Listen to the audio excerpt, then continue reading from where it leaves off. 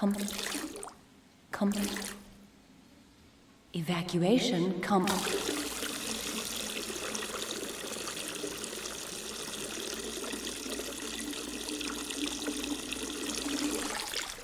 Evacuation complete.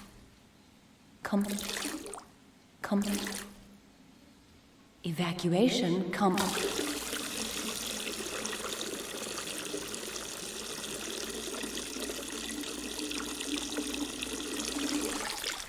Evacuation complete.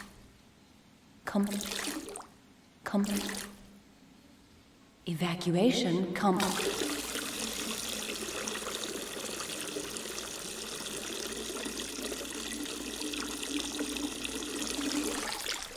Evacuation complete. Evacuation complete.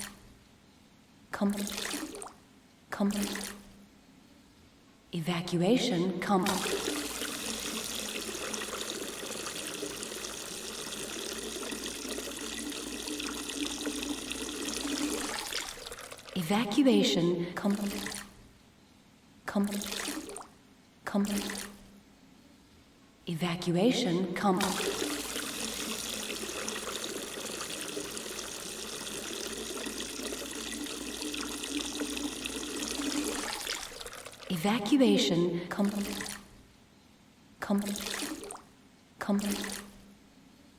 Evacuation complete.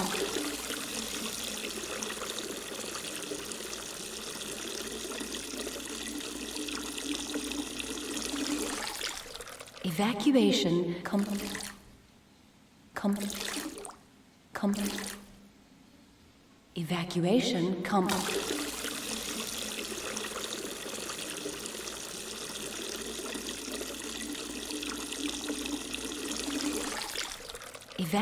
Evacuation complete. Evacuation complete.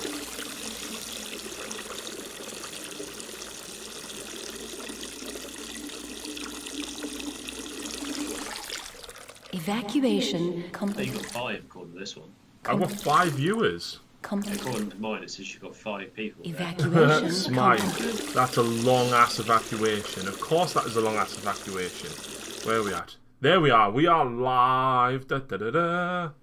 And we are, of course, live streaming today with Mitch. Insipid Halo 7, wasn't it? That's the giddy. Way. So, if anybody is interested and would like to watch both of us, type !multi in the stream, and you can view the entire stream between both of us. I think you have to mute the audio on one of them, don't you, Mitch? Yeah, otherwise you'll just get you'll hear.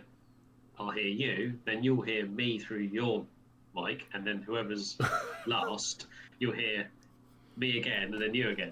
So it's like when you put OBS and then share screen, and you end up with the infinite thing. It's kind of a bit like that, isn't it? It's a little bit, yeah. Yeah, it's all good. I'm just doing these little things today. I'm bludgeoning my way through these titans. Smythe says, might we have a comment on Games Workshop putting Blood Angels supplement in freaking December? I told you on Tuesday, Blood Angels always come out in December. The 7th edition Codex was December, the 8th edition Codex was December, and now the 9th edition one's December. On the subject of Blood Angels, I've actually painted up my 2 trikes. Well, I say painted up. I've sprayed my 2 trikes, Mitch. Your trikes? Oh, sorry, not the trikes, the buggies, the Mario Karts. Yeah. and since I bought some Windsor & Newton Series 7 2 years ago nearly, this is my size 2. It is just about dead after easily 18-month worth of service, right? And now it's retiring. You've hammered them. You've hammered them this year. Yeah. And I bought my size 1 and my size 0. I ended up burning out in a year. It took a year, right, to burn them out. But then I bought 2 new ones, and I'm on with them. But my size 2 has lasted us at least about 20 months, I think. So I've had this Da Vinci since March. It's doing a pretty good point on it. So, are you proud of me that the first paint going on this size 2 is Carabao Crimson to wash me Blood Angels, Mitch? Love some caramel crimson. That's a lovely colour. Yeah. I got her right next to me. Lovely colour that is. So, you remember how on Tuesday we were talking about is GW too expensive? Yes. So obviously I can't live stream to YouTube at the same time as Twitch because, you know, being an affiliate you're not supposed to. So Yes. I record the video and then I upload it to YouTube the day after. Yeah. My there's nothing, God, there's no reason why you can't do that. Mitch, the hate Just comments like- on that video. Have you read them? I haven't, no. Go and read them. My God. Uh, Somebody Lisa, said, not all of us have space for a gaming table. Fair enough. no, neither have I. Yeah, but do you have children in your household, Mitch? No. Okay, fair enough. Well, I did.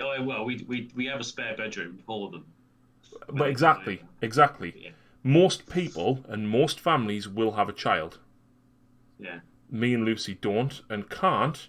Therefore, what else are we going to do with the other room? Yeah, it's very hard to get a one-bedroom house. Well, yeah, but even then, like, we're fortunate that this is a 3-bed. But the small room, you can still get a double bed, a chest of drawers, a bedside table, and it's got a built-in wardrobe. Bloody hell. Yeah, exactly. So we've still got a spare bedroom. We've got a 2-bed mid-terrace with 2 small bedrooms. See, my previous house, obviously the game room was quite generously large, but that was the main bedroom. The other bedroom was literally a double bed and a chest of drawers, and that was it. And that was what I used as my bedroom. I chose to give up the large bedroom in exchange for a game room, essentially. If I lived on my own, that is exactly what I would have. That was Lucy's idea, by the way. Oh yeah. The game room used to be the small room years ago. Yeah. It was her idea to swap it, not mine. That's a good idea, though. I mean, to be honest, that's probably what I would have done. It was better because essentially I was painting in my bedroom and I basically wasn't going to sleep when I should be. But, Yeah, it's good to separate it, isn't it? yeah, separating it meant that, this is now an actual bedroom where I can sleep. And I'm not sleeping in my work. Craig says I have 5 and a folding table if I ever get games. Oh, T's here. Lou. I think my pizza's just turned up as well, Mitch. How awesome timing is that? Pizza? Well, I had pizza as well. You what? I had pizza as well. We were out playing Pokemon. So when we got back, Lucy was like, I can't be bothered to cook and you're streaming. Do you just want to take away? And I was like, yeah, go on then. Why the hell not? Yeah. I had takeaway on Tuesday purely because I was staying away. So the company paid for it, so why not? Yay. So I'm just going to quickly go and grab my pizza and then I'll actually be back. Smile, Harry, did you and some other 40k streamers do a collab? I've seen some videos on topic of GW pricing over the years. People just don't know. There weren't other streamers. They were actually 2 of my Patreons that joined us for the podcast. If you are a Patreon, you can take part in the podcast. I'm going to go and grab tea, and I'm going to leave you in Mitch's capable hands.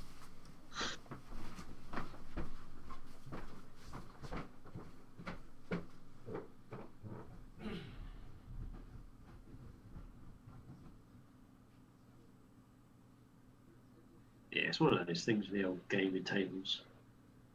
It's, they do take up surprisingly large amount of space. We used to have a 3rd bedroom before we moved. And, yeah, we lost. Because we had to move house, we lost the spare room. Yeah, I was going to join the... I was looking at it last night, actually, because I was subbing Harry for a while, and I thought to myself, I got to the point where I couldn't really afford to. I had to stop subbing all the people I subbed to. And I was looking at it going, well, actually, he'd benefit more if I did his Patreon. Purely because Twitch takes half what you pay for in your sub. Whereas at least with the Patreon, they only take a small percentage. So I was contemplating doing the Patreon instead. Oh yeah, Twitch take quite a portion actually. For the yeah, well the the Patreon. If someone does a Patreon, say the £3 one, for example, Yeah. you see more of that than you would from a £5 sub, don't you? Yeah, so with Patreon, they take, depending on how much you earn, they take a percentage, but I think your overall that they take is about 10-12% when you start getting to larger amounts. This is what I mean. So If you it sub on costs- Twitch, it's a $5, and yeah, they you only take $2.50. Well, it depends on where you're from as well, doesn't it? Because the exchange rate, sometimes they come through at about £2.30. Sometimes they come at the only ones that come through at exactly £2.50 that I've seen are the Twitch Primes. Yeah. They come through at Yeah. exactly Another £2.50. thing as well, and this goes back to the argument with the Epic are having with Apple at the minute. If you subscribe through the Twitch app, because you use the app that was downloaded through the App Store, basically the Google or Apple take a slice of that. So what Twitch do is rather than basically taking that hit, they increase your sub to £6 to counteract that. And a lot of people don't realise that. That's the thing. And so if people are going to actually try and support, they're better off doing a Patreon because it costs them less and you get more of it. Absolutely. Because that's kind of what I was going to do rather than doing the sub. I was going to do that instead. Yeah. Just because it's better for everyone. Smythe says, I think Twitch Prime gives you more money than just normal Twitch sub. It doesn't. No, exactly nothing £2.50. Exactly £2.50. And the normal subs, you tend to get less, especially if they're from a different country, because the exchange rate kicks in as well. Yeah. And don't get me started on the ads. Yeah, that's the only thing. But no, a lot of people do literally $1, $2, and $3 Patreons. I mean, obviously, some companies do charge more depending on what they give. But like the amount of people, and if you just get 10, 20 people say, right, here's $1 or $2, like that goes a long way for people who are on Patreon. Oh yeah, yeah, definitely. I say it's just a better way of doing it. It costs the Patreon less to do it in the first place, and you get more benefit from it. Yeah, absolutely. And there's a little bit more interaction with it as well. Hey, Matties, how you doing? Oh, as Matty's joined in. Matties is in my chat. He certainly is. I would be painting, but obviously pizza. That's my damn mouse. I've got 2 screens now, so it's hard to find my mouse. Well, I went to work this morning. I had to nip into the office to print a load of stuff off, right? And I've got the same wireless keyboard and mouse for my PC as I use. I've technically got 2 computers. My old computer is next to me here on the other screen, right? Yeah. But I don't use it unless I need it. Oh, yeah, So I use the wireless keyboard and mouse on my laptop for work. And I picked up my laptop this morning, picked up the mouse off my desk, not realising I picked up the wrong mouse, so I had to use the keypad at work, like the mouse pad, and I was like, oh. Mate. I was only there for like feel an your pain. hour, so... Because I've got a tablet for work, Yeah. but it's a Surface Pro, so it's it's got a keypad and a mouse pad as well. So I have to stop every now and then to use the mouse pad. It's fucking painful, but it's still easier than touchscreen. Yeah. Matty's has only just followed me. There he is. Naughty boy. Matty's is he's about to start doing some painting. This is the first bit of painting I've done this week as well. I started a very small amount the other day, but yes, Matty's, thank you very much for the follow. Mitch, can you do the shout out command for Matty's, please? Because I haven't got the shout out command set up yet. I did a tiny bit of airbrushing on Jane's R earlier in the week, 2 of them actually, and that's what I'm going to work on after I've ate pizza. Matty's tried to do some every day, but work is making it hard. Yeah, you started a new job this week, didn't you? Yeah, it's like I have really struggled this week, and we've been. You can see behind us, me and Lucy are filming a game of Necrons versus Orcs at the minute. Plus, and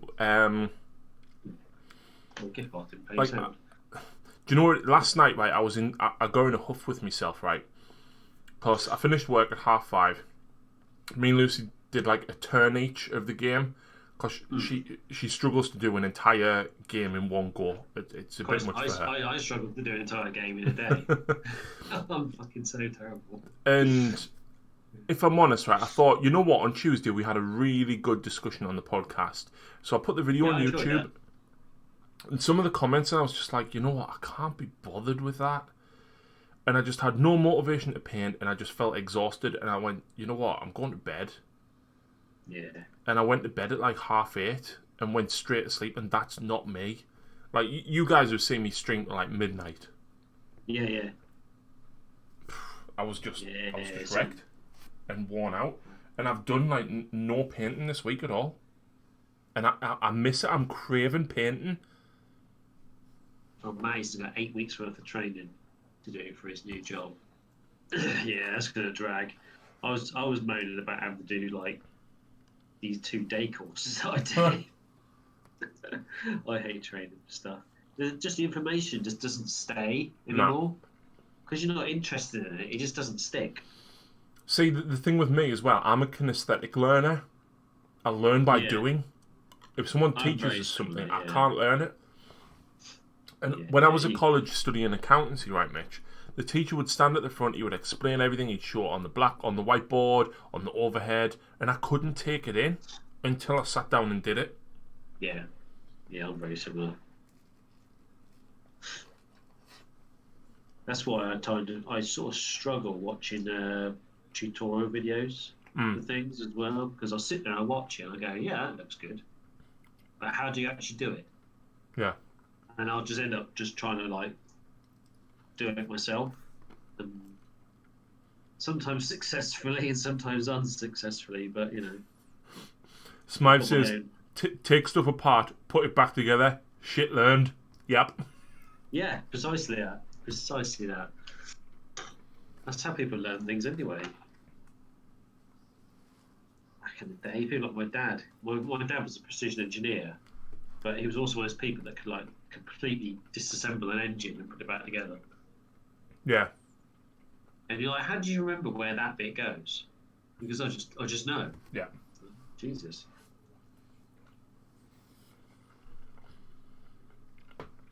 I've still got the last third of the giant to do, so 2 hands and a head. Yeah. And then I'm picking 2 more up on Saturday. I got them because of the commission for the base range that I'm doing for Terry. Oh, yeah. So I basically used the money off that to buy them. So, but nice. That's I think that's what I was trying to get at the other day, and I don't think I quite got my point across. Is basically I'm essentially only putting into the hobby what I get from it, plus a little bit of my wage. Yeah, I also think some people are so negatively they orbit negatively around everything that's going to cost them money because they still want what they want. Yeah. They don't appreciate that it's going to cost money, and if they don't have the money, then they really shouldn't be buying it. Like someone commented on the video saying, "Oh, how can you compare Warhammer to video games? There's so much more hidden costs to Warhammer." And I was like, and he was like, "Oh, with paints, primers, stuff like that." I was like, "Yeah, but a video game's like 50, 60 quid. And a PlayStation 5's 440 quid. Yeah, there's no. How is that any different?" I just think the thing with the game, the way I look at it, like I said the other night, I said the way I look at it is that yes, you've got the paints, the brushes, all the sort of extra ancillary stuff that you need to be able to paint, and again the painting of things and the modelling, it's as complex and involved as you want it to be. Mm-hmm. You don't, you can literally prime something, put a wash on it, and be done with it. It depends on how far you want to go with it, doesn't it?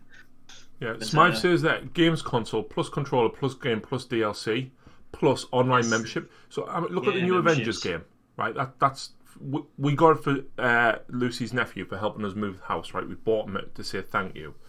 Yeah. Apparently, the single player campaign is about 12 hours, and then there's the online, so you need your online subscription for that. So that's 50 quid plus your console, which even a PS4 is still 300 quid? Yeah, something like that, yeah. Then you got your online membership, which is 5 to 8 quid a month or something. Then you've got the DLC that comes out. It's just as expensive. Yes, if not more. And when you factor in how much time you get out of a game compared to like these, I mean, these have taken me like 2 weeks to paint these. I haven't sanded that off yet. Do that. Yeah, these have taken me like 2 weeks to paint these, and I haven't been doing it non-stop. In times of hours, they probably take me about 8 hours. Well, maybe 12 hours, possibly, give or take. Something like. But each one of these is a £35 kit. But I got it as a start. I got the starter set, so you get 2 of them. Yeah. In it, and the Warhounds. For something like, I think the starter set's like 65 quid. I think off the top of my head. But it's not just that. Is that applicants? time? Is that time that you've invested in that worth the money that you paid for it? I think so. That's In what all it honesty. boils down to. It's not a case Yeah. of is it too expensive. It's is your time and not is your time. Is the enjoyment that you get and the usage that you get out of what you paid worth what you are paying for it? If I it's always yes, think so. then no, it's I not wouldn't too buy it expensive. then. I think everyone thinks that deep down, otherwise they wouldn't buy it, would they? No, but look at the Star Wars Legion models. Yeah.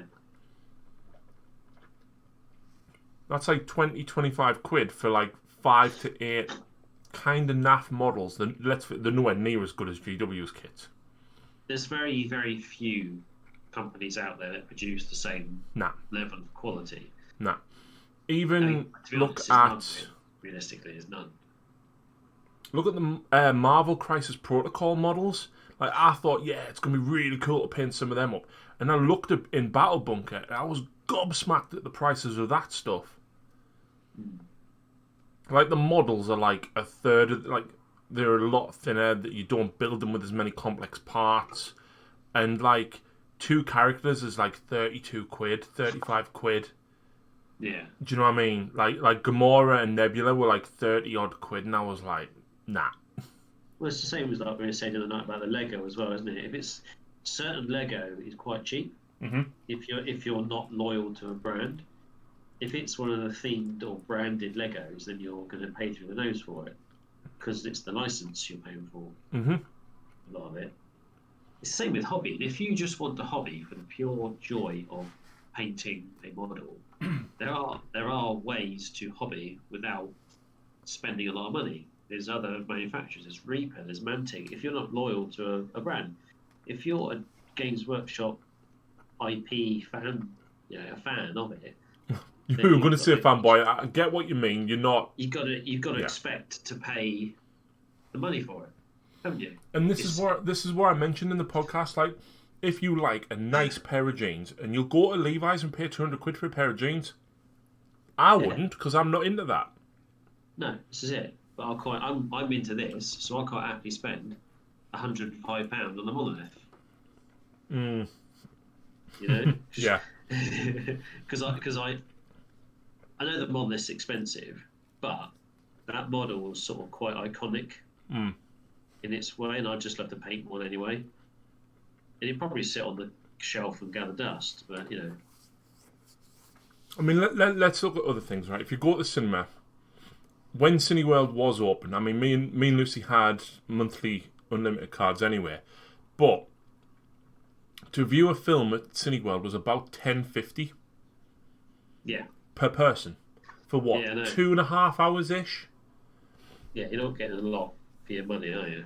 But you literally get that 2.5 hours and that's it. Yeah. Right? How many hours would you put into building and painting a monolith, and then how much would you use it on the table if you were purely a Necron player? Well, yeah, this is it. Exactly. Hours and hours and hours, wouldn't you? Exactly. For someone like me, like I don't want to buy a monolith for that price. For me, it's not worth it because Necrons are not my primary army. No. I don't use them very often. I wouldn't use the monolith very often. For Blood Angels, yes, my Blood Angels are a collection, but like if something comes out for them, they're my main army. I would probably buy it. Yeah, it's like, I mean, the Necrons, the monoliths always held a bit of a sort of nostalgia value for me as well because it reminds me of the Dawn of War game. Yeah. The Winter Assault. bit where they first appear, not where you can control them, but where they appear randomly around the edge of the map in the last level. You have to use the Titan weapons to destroy them. Yeah, it just sort of reminds me of that. It's quite a cool sort of Yeah, level, Smythe says he's got a Storm Surge for his tower. Same principle. Same yeah, principle. Storm Surge is the same. They're a bit of a black sheep now, aren't they, as well? Because they're so expensive.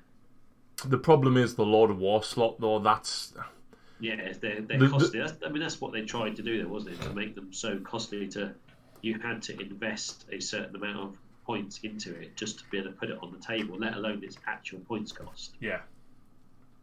So you had to think twice about whether you wanted to either use that or make your more sort of line troops earn their money as such. Yeah, but that's the thing though. They're pushing so hard to get rid of the Lords of War from games because it costs you 3 CP to take it. Yeah, exactly. I also And think that's the argument I was saying about the Lumineth. Like Teclis doesn't cost you anything other than he's however many points. Yeah. Archeon is exactly the same, other than it being like more than a third of your army. It doesn't cost you. You don't get penalised for taking them. You get penalised for taking a Storm Surge. You get penalised for taking a Monolith, and you shouldn't. No, you shouldn't. If they simply said a single Lord of War slot, as long as it is exactly the same faction as your Warlord from the battalion, is 0 command points. Even one command point would have been fine. Yeah, like they had before, the auxiliary auxiliary super heavy detachment. Just have, like you say, you can only have one of them per force. And So the fact that you don't even restricts get you your to allegiance abilities as well, though. Yeah. That's the thing. It's a bit of a weird way they've done it. I know they've tried to sort of penalise it a little bit.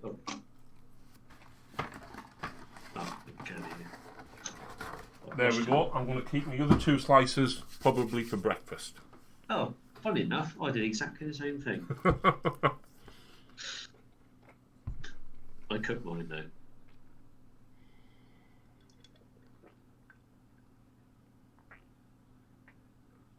Luckily, I haven't got to go anywhere tomorrow other than the office. Done enough travelling this week. I actually worked in the sitting room today because I've been stuck in this room at this desk 14 hours a day every weekday other than Monday. And I was just like, nope, not doing it today. Not in the mood for it. Change scenery. Yeah. Plus, like, I felt like I haven't seen Lucy, even though she's just downstairs. I felt like I haven't seen her. So, bless her, she helped us with work today. I say she helped us. I was matching stone delivery tickets to invoices. So I was checking the delivery ticket number and that the tonnage of stone delivered matched. And I was reading them out and she was ticking them off, bless her. What fun. But like just sat on the sofa, being able to spend that bit of time with her was nice. Yeah. What I've had to do, and it's really weird, and I was saying this to her last night, like, I don't want to just leave her. Like, before, she lived with her parents, and I was at home by myself, and I would sit and stream till 12 o'clock, and it didn't bother us. Now, I don't want her to just go to bed and, like, me pretty much ignore her, because I'm here. So, what I've tried to do is to build my schedule so that I'm basically doing Warhammer after work, Monday to Thursday, stream on a Sunday night, and then on a Friday night, unless I've got a preview, I'm not doing anything on a Friday night. I'm free Saturday, I'm free Sunday till I start streaming on Sunday night. And that's what I've tried to get so that I've got the whole weekend with her. And it's really hard, even though she's just downstairs or in the next room, to not want to go and see her. Yeah. And like when I'm so used to being by myself and just streaming because I had nothing else to do, it's hard adjusting. Yeah, definitely. I mean, Ali's in the other room now. She's working. She's doing her blog at the moment. So yeah, Like, Iolus has just joined us as well. That was the rough part when I wanted to run a Baneblade in 8th. No regimental traits. Yep. So yeah. not only do you not get your regimental traits or anything now, it's costing you 3 CP to take it. And it's just like, why would you do that to yourself? You wouldn't. Yeah, things like Baneblade, or basically they're trying to make it so that super heavies or Lords of War realistically only get used in casual games. Or games over 2,000 points. And I can totally get why they've done it. I understand that they're trying to get rid of all these like really tough, powerful super heavies out of standard 2,000 point games. Yeah. I get it. But it's too much. Yeah, I think it's just, they've taken a step too far with it. Rather than just sort of limiting you to one. I mean, they could have even limited them to the size of the points in game. Yeah, I mean, the Orc Stomper is 870 points, right? It's and also crap. unavailable. It's crap. Why would you take that in a 2,000 point list, lose 3 command points, and not even get your faction trait? It's also unavailable. Really? Yeah, I looked yesterday. Because I was tempted, because I saw the price of the monolith. I thought, I actually quite fancy it. The Stomper is really cheap, mind. We got the Stomper at Warhammer World about 18 months ago, when it was, I think it was 70 or 75 quid. It's still 75. It's still listed as 75, but it's emailed me when it's in stock. Ah, right. I reckon so I thought, I might get one of those. And before they put the price up, because the monolith came out, so I went and looked, just like, unavailable. Well, funnily enough, it used to be 70 quid, and the Morkanauts was 65. Now the Morkanauts are 75, I think. Yeah. Hey, hello, Borak. How you doing? Iola says, normally if one of my group is bringing a super heavy and we talk about it beforehand, we let each other have the trait.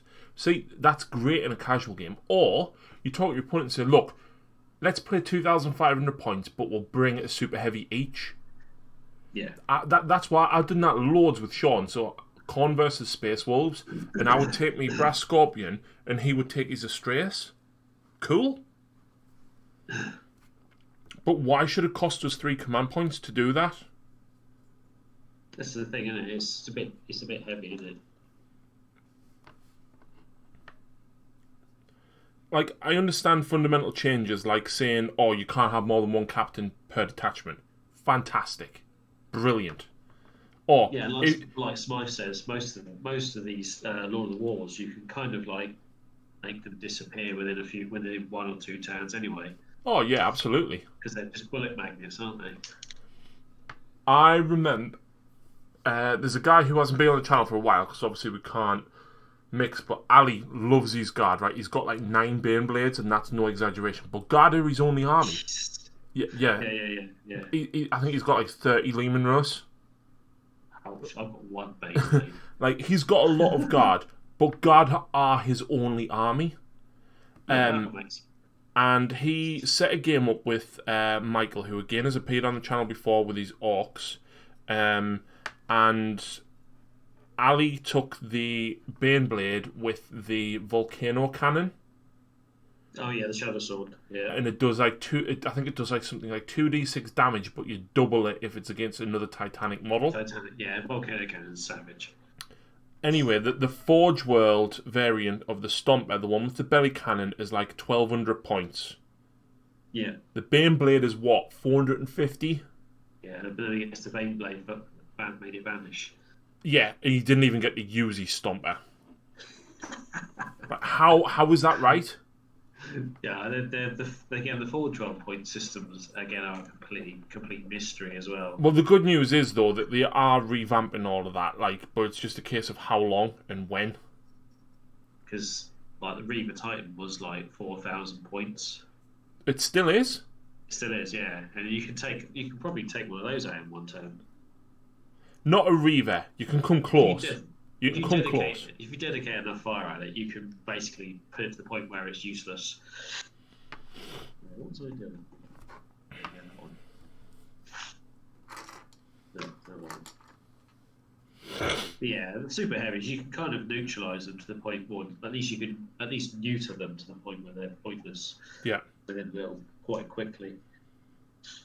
Like take Mortarion, for example. He's like one of those. If you're Imperial, he'll ruin your day if he gets in close. But you can usually, I can usually kill him in a turn. Yeah. With the right application of. Now, for me, right, scanners usually for me. Having obviously got hold of Gazgul's rules from Saga of the Beast, Gazgul can only take. He's got 12 wounds, so you can target him, right? But he can only take 4 wounds per phase, right? Which means, you can still take him out in one turn if you plan carefully. Yeah. Right? But the chances are he's going to survive. The new Necron Catans have the exact same rule. They've got 9 wounds. They can take 3 wounds per phase. Yeah. That's brilliant.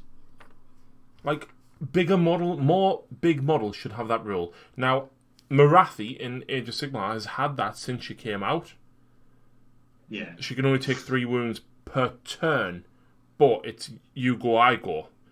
Yeah. And that was brilliant. It keeps her alive long enough, but you can't just nuke her. And I think Mortarion should have the same rule. Like, he's a solid investment of points. He's like 400 odd points. Yeah, to lose that in like first turn is like quarter of your army gone. Yeah. I mean, Gazgul's 300. Borak has been painted a Hulkbuster. A what? A Hulkbuster. Oh. Iron Man Hulkbuster. From Crisis Protocol. No, I imagine Borak. He's probably printed it himself. Fair enough. He's printing it. Yeah, he's printing a Hulkbuster. Yeah, Borak's a 3D printing man as well. Nice. As well as Matty's. Yeah, everyone's getting into 3D printing these days, and I think it's definitely becoming more of a cool thing. Like the amount of people that actually just produce files for people to print. Just because it's become so accessible. Accessible, as in financially, you can go and pick up a 3D printer, resin or filament one for like less than £200. Yeah, that's less than you pay for a computer console. You know what I mean? We're back into that argument, into that territory again.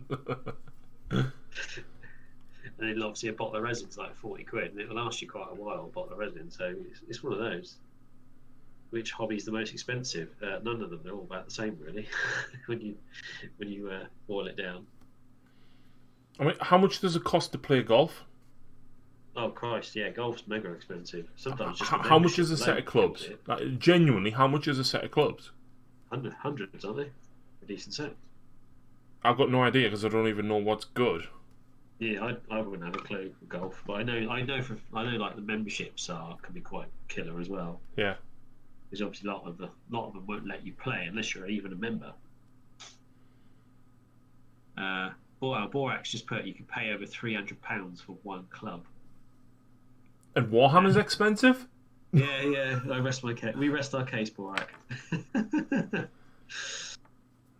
We're sort of going over a discussion. Well, I say Harry did a podcast on Tuesday, was it? Yeah, it is available on YouTube if anyone wants to go back and listen to it. But it was a very good discussion on Twitch. There was a lot of people involved. It was a very good talking point. And then obviously because I'm an affiliate, I can't stream it to YouTube at the same time, so I upload it the day after. And the amount of hate comments on the video is unbelievable. Yeah, I have to go back and have a look at that. Some of them are funny. You can just you can detect the neck beard through the PC. Yeah, like I showed them to Lucy, and she was just like, "Just don't reply." I was like, "I'm not. Don't worry. I'm just not." Borax just made a very good argument as well. He said, "I can use my minis even when it's raining and it takes zero or no exercise." Yeah. Exactly. But again, it goes back to what we said: is where do you want to spend your money? And if you think that the time that you get and the enjoyment that you get out of the money that you've spent is acceptable, then that dictates as to whether it's expensive or not, regardless of what hobby it is. Yeah, exactly. Because in the day, it is a hobby, whatever it is. So it is a luxury. So if you still want to do it, you're either going to be prepared to pay whatever the price is to do it, or you accept that you can't afford to do it. Which I think a lot of people aren't prepared to accept that they can't afford to do it these days. Again, it goes back to what we said about the balance thing, is to, if you've got X amount of disposable income, how much of it can you manage or want to live without? So, for example, like perfect example was, if you're a smoker, how much do you spend on cigarettes a week? Are you prepared to give that up and maybe buy something else instead to put into your hobby? That's not even a hobby. Well, it's questionable as, you know, some people do enjoy smoking, and if they want to spend their money on cigarettes, fine. Yeah, I say exactly the same principle. If you want to spend your money on cigarettes, booze, models, cars, motorbikes, whatever, that is entirely your prerogative, isn't it? Mm-hmm. And if you want to do it that much, you'll pay whatever the price is to do it. That's what you want to do. Yep. Right, I'm going to actually start on Ginzar now that I've washed them 2 bikes. Thought I'd include him, but I didn't. So, the reason I'm finally painting not only my own Ginzar, but another one, is because I do a little gift once a month to say thank you to my Patreons for the support. And yeah. I definitely do not do a raffle. I just pick, you've helped me this month, I'm going to give you something. Yeah. And it was Owen this time, who is a massive Blood Angel fan, and I said, Owen, what model, or what character would you like, and I'll paint it up for you and send it there. And he said Ginzar, so I was like, cool. If I'm painting your Ginzar, I'm painting my Ginzar at the same time. Yeah. So that is now what I am doing. That Ginzar is the only model I painted out of that entire box that it came in. Do you know what model I pinned out of that entire box that it came in? Trezor. Yes. Yep. Because I already had 10 of the fine cast incubi, so I didn't bother painting the incubi up yet. Plus, I then actually bought 5 of the 3rd edition metal incubi. Yes, I remember you saw those. And I started them, but never finished them. I did a multi today with the Dark Artisan, so if you want to go over there as well. Daniel, how is everyone today? Good. I'm good, Daniel.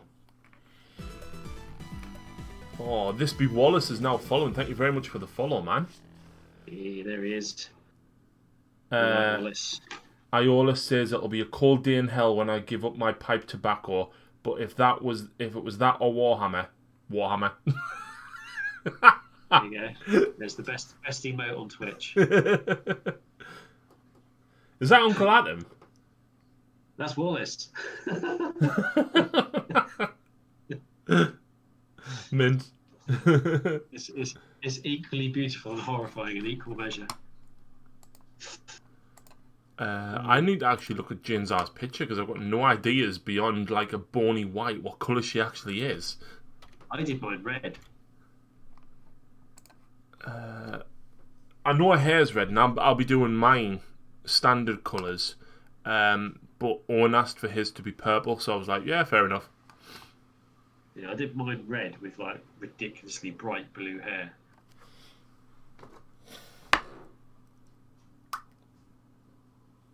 Ooh, I need to clean my lid for my palette which flesh out. Thanks, mate. Yeah, this I was doing this the other day. This red, it's basically Retributor armor on top of black, but I like really water it down. Right. So you get like this spotted look. Oh my god, look at these. And then I go over the top of it with the Tamiya clear red. Have you seen Forehammer's petition to get GW to change their paints to dropper bottles? I haven't, but they should. Because of this. I can't close this. They're freaking awful, aren't they? You know what? Most of the time it's okay. They're specifically designed so that you waste paint. Yeah. Aren't they? They got to be, aren't they? Every now and again, like a couple of paints will get really bad, and Lucy will sit and clean all of my paints, and she loves it. Yeah. Oh yeah, it's quite satisfying when you peel that like cooked on layer out of the lid. And It is most of the quite time, satisfying, most of the time it's fine, but when it's white and it just breaks, it's not. yeah, the white, because there's so much pigment in the white, they just go crumbly, doesn't it? Yeah. There's a high pigment in it, but it still makes a shit white paint.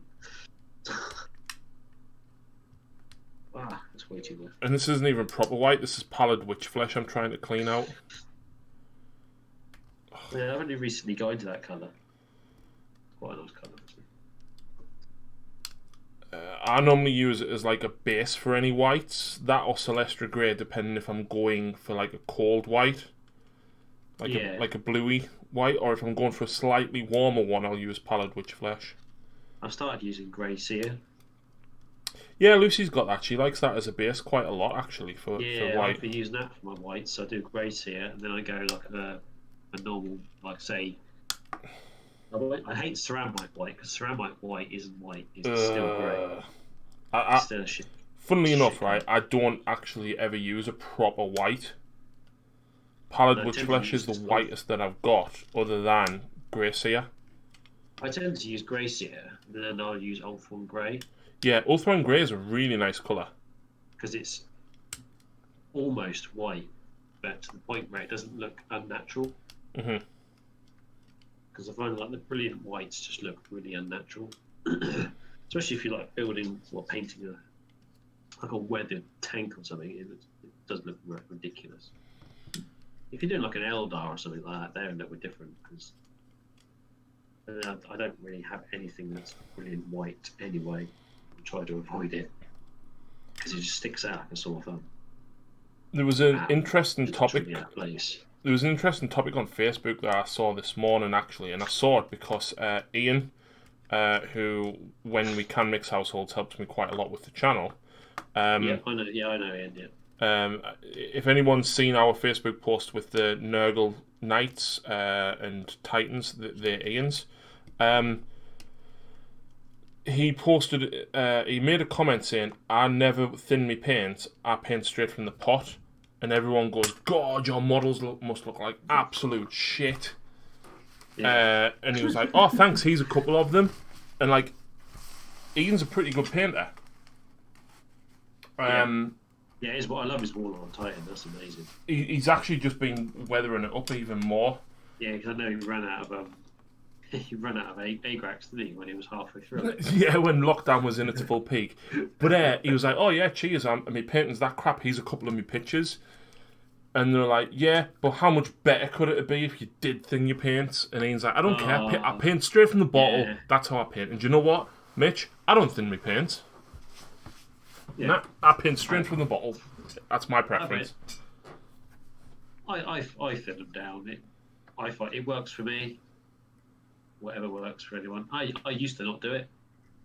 I find it helps me. If I make mistakes, they're easier to cover. Because I make a fucking load of mistakes. And it takes me about a century to paint anything as well. I think the whole thin and paint thing, right? Depending on what I'm painting, yes, sometimes I will. So, for example, Belisarius Cole, his robes. Yeah. I thinned paint on his robes. It also depends what you're painting with as well. Some of the colours are really watery anyway. Yeah. And others are like treacle. Yeah. And you cannot even use them without thinning them. And like particularly which one was it?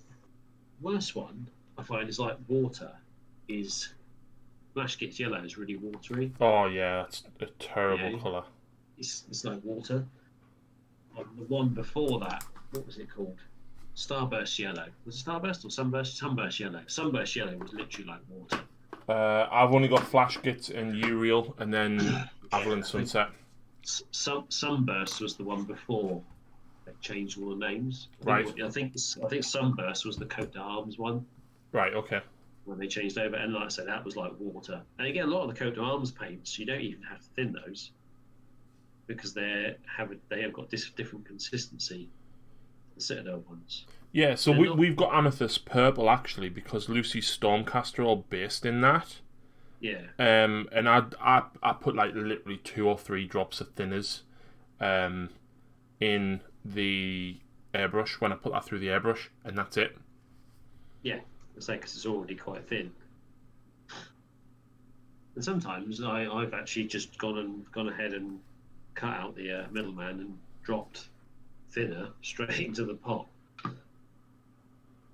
And then used it from the pot. What's my music stopped?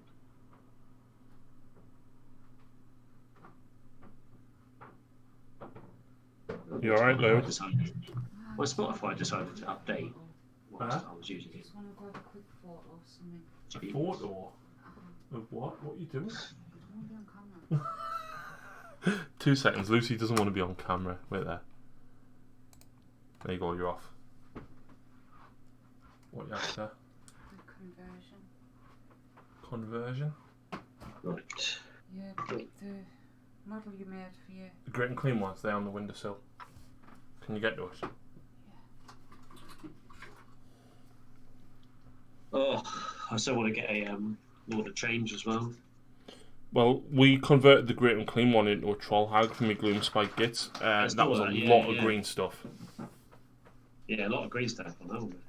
I basically bought Morlog, the warband, with the troll and all the little squigs and stuff, and basically cut all the mushrooms off Morlog, like to fill that gash on the Great and Clean one's abdomen. Yeah. Yeah, basically cut the giant mushroom in half and then used the 2 halves and then filled the rest with green stuff. Cool. How's me boys coming along? I'm not painting your boys, I'm painting Jane's R for Owen. I know. It was a hint. I will be painting your Orc boys very, very soon. I had a load of old orc boys. The 2nd edition ones, the proper goth No, orcs. we're talking like late 80s. Rogue late Trader 90s. ones. Yeah, these are Rogue Trader ones. These are all lead ones. And I sold them to another streamer, to Epic 40k Epic Narrator. Right. I sold them to him and he paints them. But he paints them. He paints everything using the coat d'arms paints. And he paints them in a way, it looks really unorthodox when he's painting. And I think people come in and go, shit, what the fuck's going on here? And then leave. But when he finishes them, they look really good. They look like the heavy metal style back then. Yeah. And that's how he chooses to paint them. And he makes some really good look. He painted an old commissar, and it looks like he painted it, but a red one. He made it look like M. Bison. Yes. Yeah, it's fucking brilliant. Mint. Yeah, it's a really good paint job on it. And like I say, he just loves it. And he's saying, I had about 30 of these old orc boys. They're like the old Mega Armor War Boss, Weird Boy. I sold them to him. I vaguely remember them, right? Because when Games Workshop used to sell individual parts for models when you could actually order them, right? They used to do a catalogue every year with the serial number of every part. And I remember having the 1996 one. And it had all of the old orcs in there, like all the old freebooters. The Storm Boys were the ones that actually had like outer space jumpsuits on. Yeah, they also had some that looked like SS troopers and all sorts, didn't they? Yes. I tell you what though, like 2nd edition Tyranid models, I wish I had more of them. I kind of almost wish I could build an army of 2nd edition models. Like, I love the Hugger Carnifex. Oh yeah, the Screamer Killer, yeah. I've actually got... I got most of a Metal Hive Tyrant, right?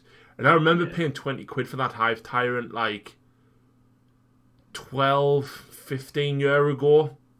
It would have been... And it was massive, right? And it was so hard to put together because it was all metal. And I've got one now, right? And I actually use him as my Tyranid Prime because he's not even as big as a warrior now. No, they're tiny, aren't they? Compared to like the newer ones. Yeah. Yeah, they are tiny now. But I had quite a big Tyranid army in 2nd. And the Zoanthropes with the big gangly heads on that were basically on a warrior's body. Yeah, Yeah, because that's what they were, weren't they? They were the warriors, sort of gene. Well, they still are. But, and like I say, that massive, like round head they had.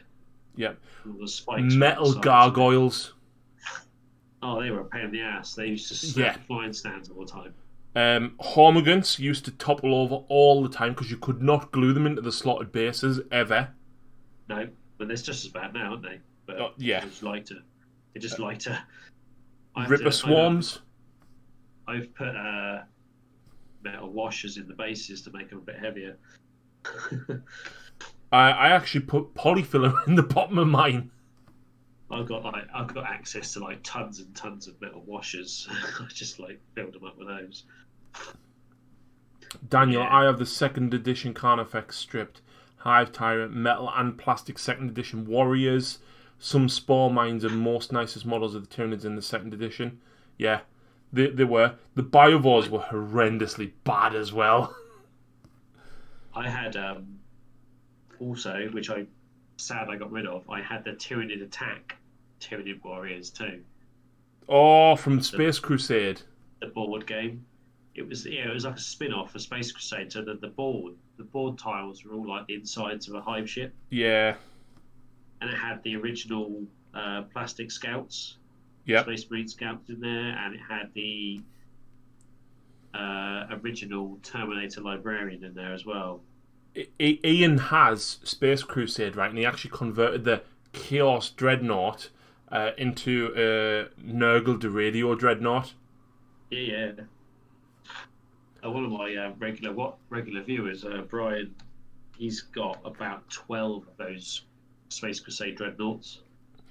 There is one 2nd edition model, right, that I would absolutely love to get my hands on for me Blood Angels, because, as you know, Mitch, Blood Angels is a collection for me, which is why, even though I will probably never, ever, ever use Centurions, the fact that we can now have them, eventually I will get them.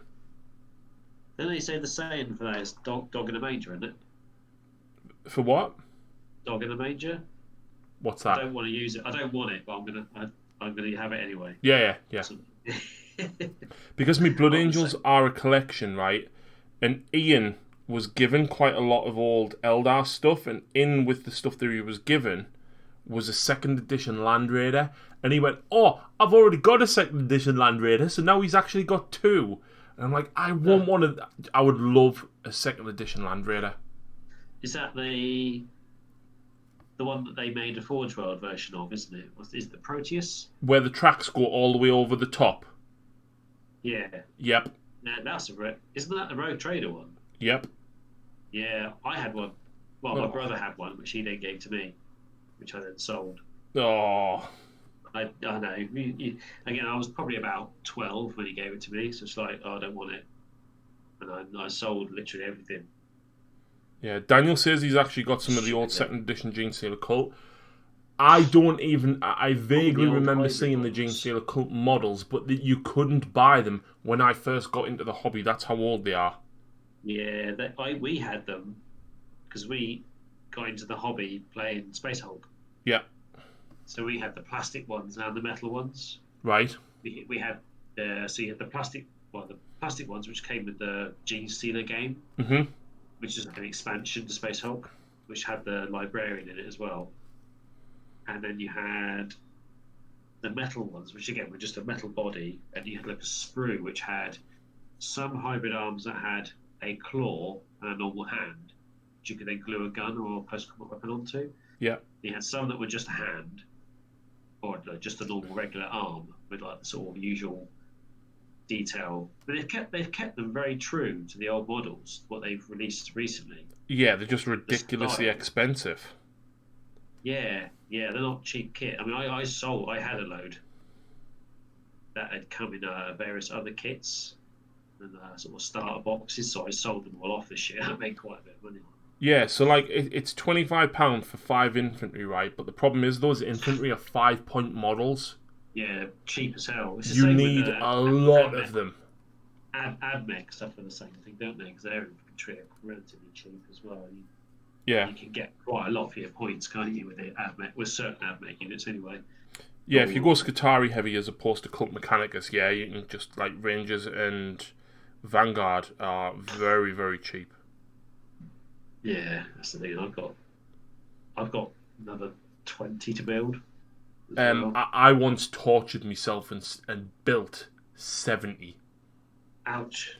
I So thought 10 was a bad long enough. time ago, somebody very kindly gave me 30, right? And then I think I got 2 boxes of Kill Team when that came out for the terrain and stuff. So I ended That's up where with my 20 box from came that. And then I bought a Start Collecting box to get the Onager, because it was like £5 more. And you got the Dominus and the infantry. Yeah, I had a Start Collecting box, which is where I got my Onager from, and my first 10 I've assembled, and my Dominus. And then I managed to get hold of one of those Apocalypse Vanguard boxes, which had the 6 Castellans in. Yes. Because it was basically, you bought that, 2 of the Castellans for free. Yeah. I also got, you remember the Forgebane box when the Necrons got that new Cryptek and the Armiger Knights came out? I've got that. I got that, and that's how I ended up with 70. Yeah. that wasn't nice. And strangely enough, right, I actually went to my Patreons and went, look, guys, I'm sorry, but I am never, ever, ever going to get around to painting 70 of these. Would anybody very kindly volunteer to basically slap a bit of gold, silver, red, cream, and brown on them? Yeah. And 5 guys turned around and went, I'll do 10 for you. And I was like, thank you so much. So I could realistically field an AdMech army with like 80 infantry in. Easily. I despise painting infantry. I don't mind painting infantry. The problem that I have, right, is when you get infantry like Genestealer Cult that have so much detail on them, for them literally to just, you can just literally put your arm on one end of the table, sweep it across, and put your dead pile in a box. Yeah. That's why I don't like painting my Genestealer Cult. Yeah, they're like paper, aren't they? And the fact that you need 100 infantry in the Genestealer Cult army, you need it. Yeah, they're not very what's the word? Resilient. Nope. That's kind of why I tend to stick to like elite armies. That's why a lot of people play Custodes. Oh, he's my 12 models. Yeah. Cool. Here's 3,000 points. It's the cheapest Start Collecting box, isn't it? There isn't even a Start Collecting for it. No, they don't need one, do they? No. You just use the Custodian Guard box. You can make a squad of 3 men, the Banner Standard guy, and then turn one into a shield captain. Yep. There you go. There's your patrol detachment.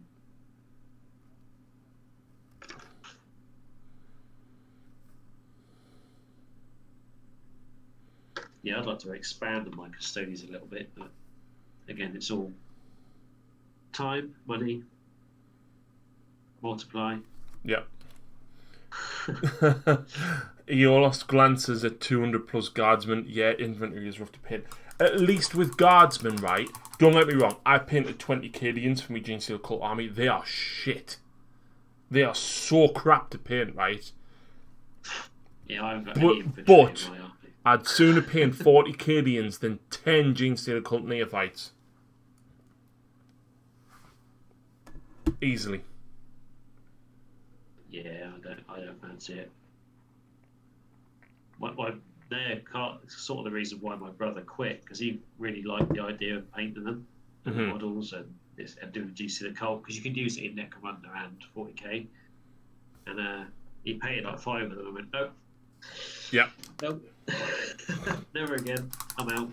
When I sold the fucking lot. When I was doing some commissions last year, when I was technically unemployed for a month, someone asked us to paint us some Genestealer Cult models. I was like, nope, not doing it, because I haven't even painted me one, so no. I mean, he got massively stung by Games Workshop as well. He used to be a seller, and he got done over by not I didn't overbuy them, but the way they run it, unless you become ridiculously successful really quickly, you end up like mounting debt quickly. Yeah, because you have to basically get stuff on credit for them and then pay back once you've sold it, essentially. Yeah, which the thing is, it was silly on his part because I kind of said, well, I'll give you the money to buy the stock, and I'll go in with you. But he wanted to do it on his own. Yeah. Not borrow money, which is the way he came unstuck on it. I said, well, you've been better off owing me the money than owing them the money. But it's what it is. So he ended up stopping, and then now every time he picks up a model, he gets all nervous and like has like panic attacks and all sorts of stuff, and just like puts it all away. So he doesn't even paint anything at the moment, purely for that reason. Can't bring himself to do it. Shame, really, because he was quite a good painter. But just can't bring himself to do it. Daniel, I need to wait for December for Death Guard and Blood Angels, but 2 or 3 years ago was the Nurgle Demons Christmas Song Day. I can't remember that. That's all I got. Time to do the reactors. What are you painting, by the way? Me, Yeah. I'm doing two Titanicus Reaver Titans. Oh. The small ones. To add to my third. Well, I've already got one painted. Then I collected I bought the new starter set when it came out, which you get 2 Reavers, 2 of the Cerastus Lancers, the Knights, and you get 2 Warhounds. And basically, the cost of the box is something like 65 quid. So you get the Knights, the Warhounds, 65 or 85, I can't remember. But either way, it works out effectively. You get pretty much one of the Reavers or the Warhounds for free. Plus, you get like a little rule book and all that as well in it. So Yeah. Well, I want the Reavers anyways, and I want the Warhounds, and more Knights is not going to be a problem. So I just got that set. It's quite a good buy. I just sort of bought it and then left it in the back of the wardrobe for ages, and I thought, you know what, I'm going to paint these instead of painting some. I'm going to paint in 28 mils for a change, just for a bit. Yeah. Just for a change of pace. And I've only ever played one game of Titanicus, and it was actually a really good game. Because you've only got like 1 or 2 models. The attention to detail that's in the rulebook looks quite daunting. Right. Because you're only dealing with like a handful of models each game, each turn. It's actually quite good, and it works really well. It works that well enough that they've started including it in the Titan walks that they do. Right. And using the Titanicus rules instead of the Forge World rules. Oh, yes, I remember that. They played with full-size Titans, but played Titanicus rules, didn't they? Yeah. Yeah. Simon's just joined us, so thank you for tuning in, Simon. How you doing, buddy? We are multi-streaming with Mitch. If you type !multi in the chat, you can watch us both at the same time. Just don't forget the mute one. It'll sound like a bag of crap. So Jordan Wolf Fenrir is a fellow streamer as well. Got into it because he saw me streaming, so decided to have a go himself. And he's a fantastic painter. Loves his orcs, loves his Stormcast. And he's a bloody lovely guy too. Yeah, he is. So go and give him a follow. Also, he very kindly made me some fantastic Twitch emotes. So he did mine as well. Who fancies a Blood Angel wing? Or who fancies the Bad Moon? There we go. And he even did a Streets of Rage one for me. Salamander Skull. Salamander Banner. And then the big boy head. Nice.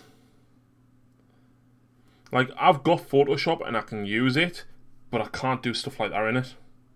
I can't do pixel art or anything like that.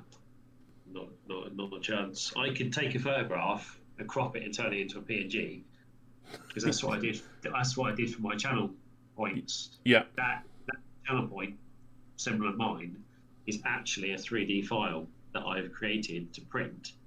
I took a screenshot of it, and the screenshot in the program turns it into a PNG already, so it's already got a transparent background. So I literally cropped it to the right size and uploaded it. Mint.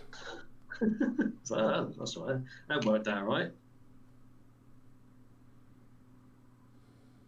But yeah, Joe did the other 3 for me.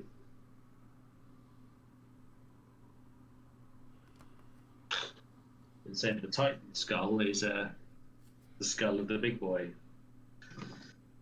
which is under the desk. Once I can actually get some of it tidied up and primed, I'll turn back on the channel point redeem for me to paint some of it. There's all just sort of messy prints at the moment. I've really done nothing with. Yeah, so my channel points, if anyone has enough, you can redeem to ask me to paint a very specific model. A model of your choice from my to paint pile, which is thankfully not as big as it was at the beginning of the year. I haven't actually bought that much this year in comparison to what I may have done in previous years. I bought next to nothing this year. I got a lot painted though this year. Like them first sort of 3 months of lockdown, Yeah. I got so much painted. I did and I didn't. I tackled a lump of Tempestus Scions that I'd been sat on. It felt like you were painting them forever because you would always pop into the stream. Oh, what you working on, Mitch? Scions.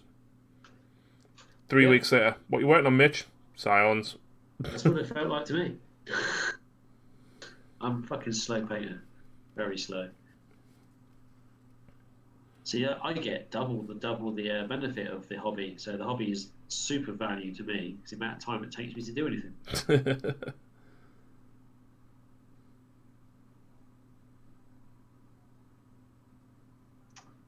Hey, Joe. Oh, I forgot to mess around with the groups on my bot. So why is that not?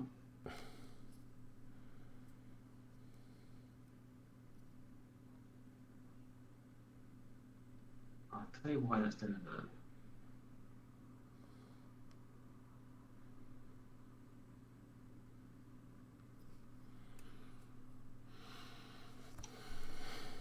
My still got no fucking sound.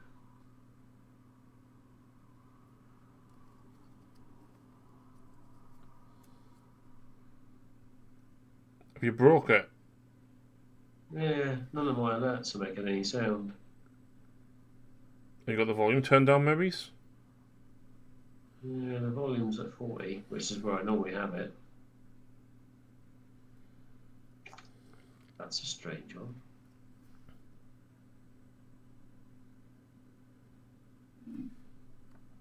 It's picking up the music.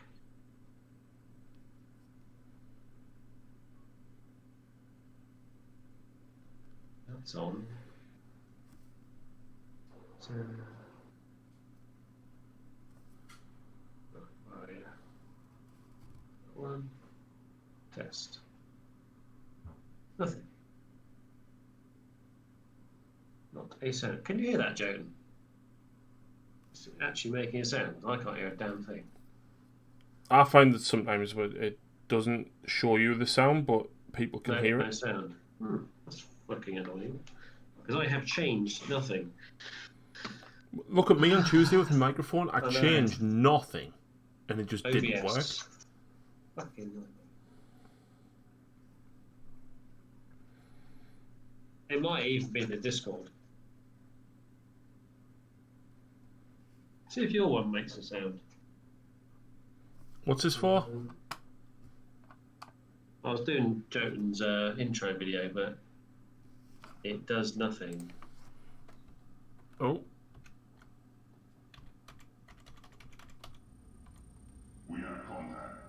Yeah, I can hear it. Yes, you.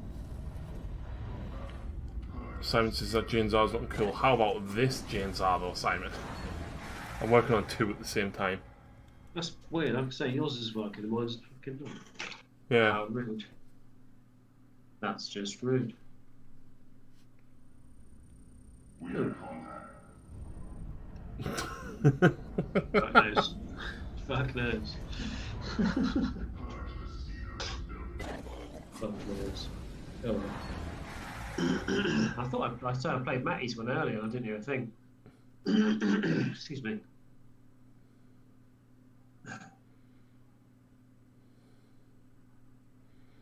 Madness.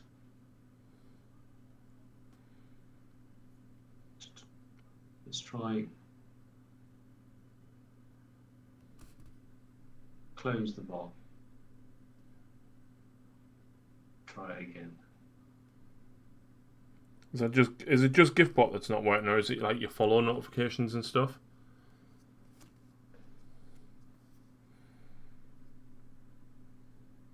No, that works. It's just a gift bot.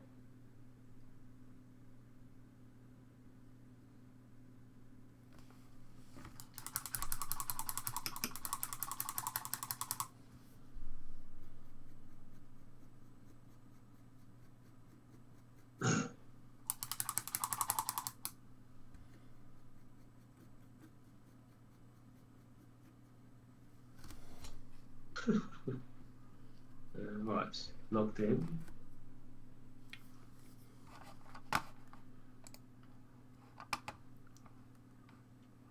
That's working now. I just turned it off and back on again. And bounced it. Good old technology. You gotta love it, haven't you? Yeah. I just restarted it and it works. Madness. It might be because I opened it before I opened OBS, that might be why. Even though it said it was logged, it was synced. But anyway, that's not bad.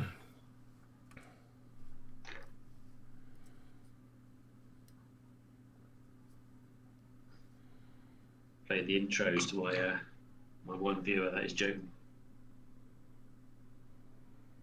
Guys, get multi-stream opened up, right? Give Mitch those beautiful views.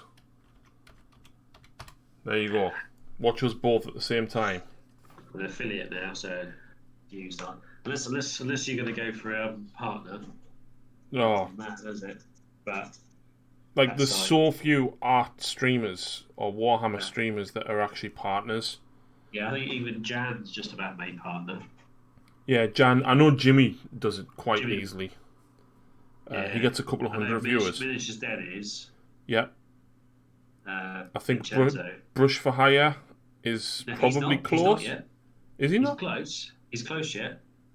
He's close, but yeah, we went over the other day. And he was He's trying to push now, and so when you get there, you have to obviously refresh your stream because raiders don't count as real people. What? If you go in as a raid, you get like a thing at the top of your name at your URL that says something refer / raid. If you've got that in your URL, you don't count as a viewer towards natural viewers. That's unfair. Yeah, they changed it literally when the boom started.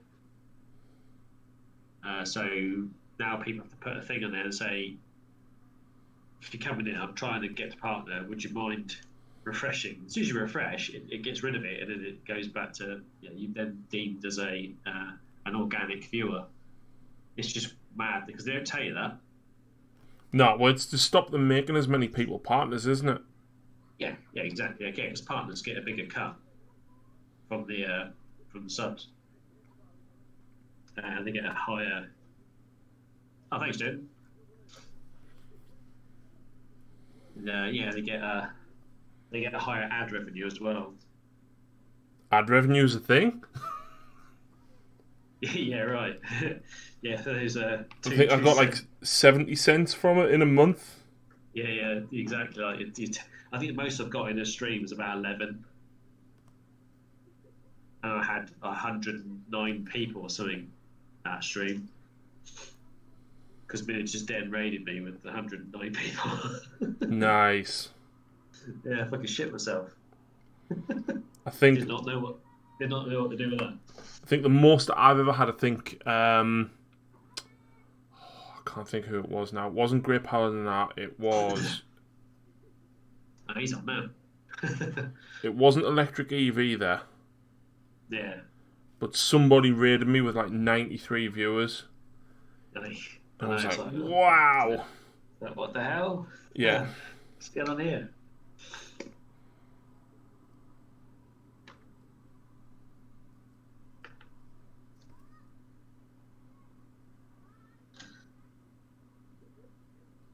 I've decided I don't like gold trim on Jane's R. I don't like gold trim on anything. Oh god, I still can't believe how many Black Legion I actually painted in that space of like 3 weeks. Yeah. During lockdown. Same with, it's very much the same as the Thousand Suns. All that gold trim they got. Yeah. I've kind of resorted to doing them. So I painted my first lot of Terminators, my Scarab Occult. I painted the bodies red with the clear red that I've got, so that they're like Heresy Star ones. Mm-hmm. And I did the gold trim, and it nearly killed me. So now I do the gold and block in the red. So much easier. Yeah. So much quicker.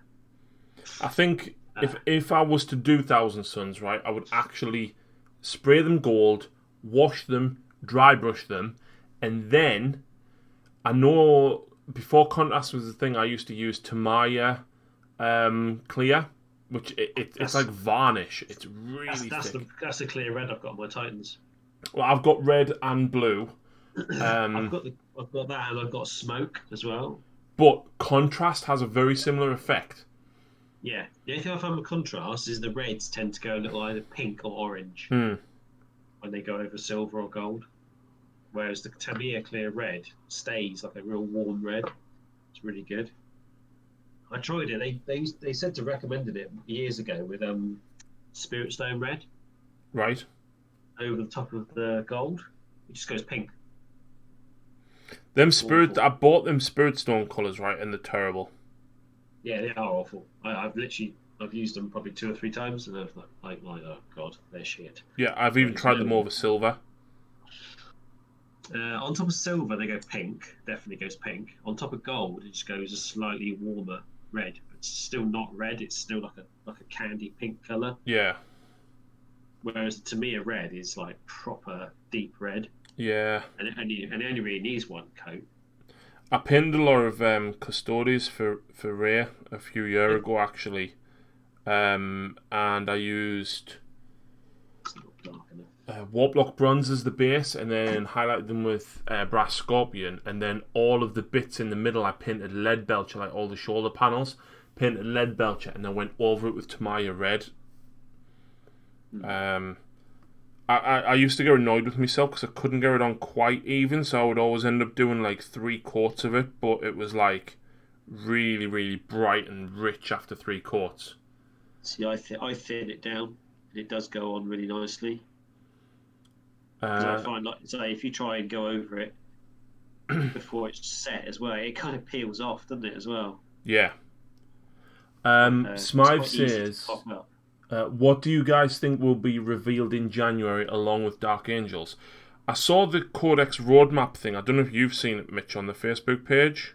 No, I haven't. Basically, they've said that in November you'll get Deathwatch and Space Wolves. In December you will get Blood Angels and Death Guard. And then it shows 2 more Codex pictures, but it just says records extracted. Okay. I couldn't tell what the high. pictures were supposed to be. Yeah, Eldar are usually quite high in the pecking order. I don't think one of them is Eldar, though. That's the thing. History. Yeah, historically they've been quite high in the pecking order, but like I say, if it doesn't look like, I mean, the Eldar, even the shadowed out picture of an Eldar is usually quite obvious to tell that it's an Eldar. You go and have a look on the community site. It's an article that they only put up late this afternoon. No, I've not looked on it today. See what you think it is.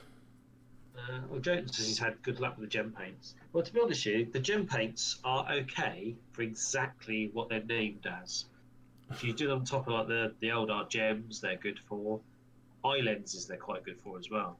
Yeah. Like helmet, they're good for that because they give you that nice gloss finish with a bit of a tint to it. But to actually like do layers of it, they're not any good at all.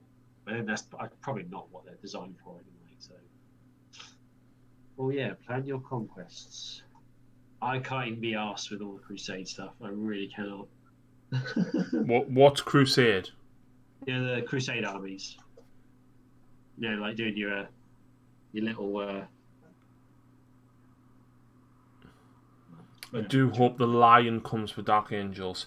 I think Russ or the Lion will be very soon. Right, Dark Angels, that one. Oh, I reckon that looks like a D Stealer head or something. I thought it was a Skaven head. Obviously, it's not because it's 40k. Yeah, I reckon that's like a Tyranid head or something. To blow it up a bit bigger. But also, if you look around the edges, there's the other alien artwork as well. So I think that's the alien artwork image out of the rulebook. Well, Daniel's actually just said in my thing, the pictures on the books is pictures from the 9th edition rulebook. Not Russ.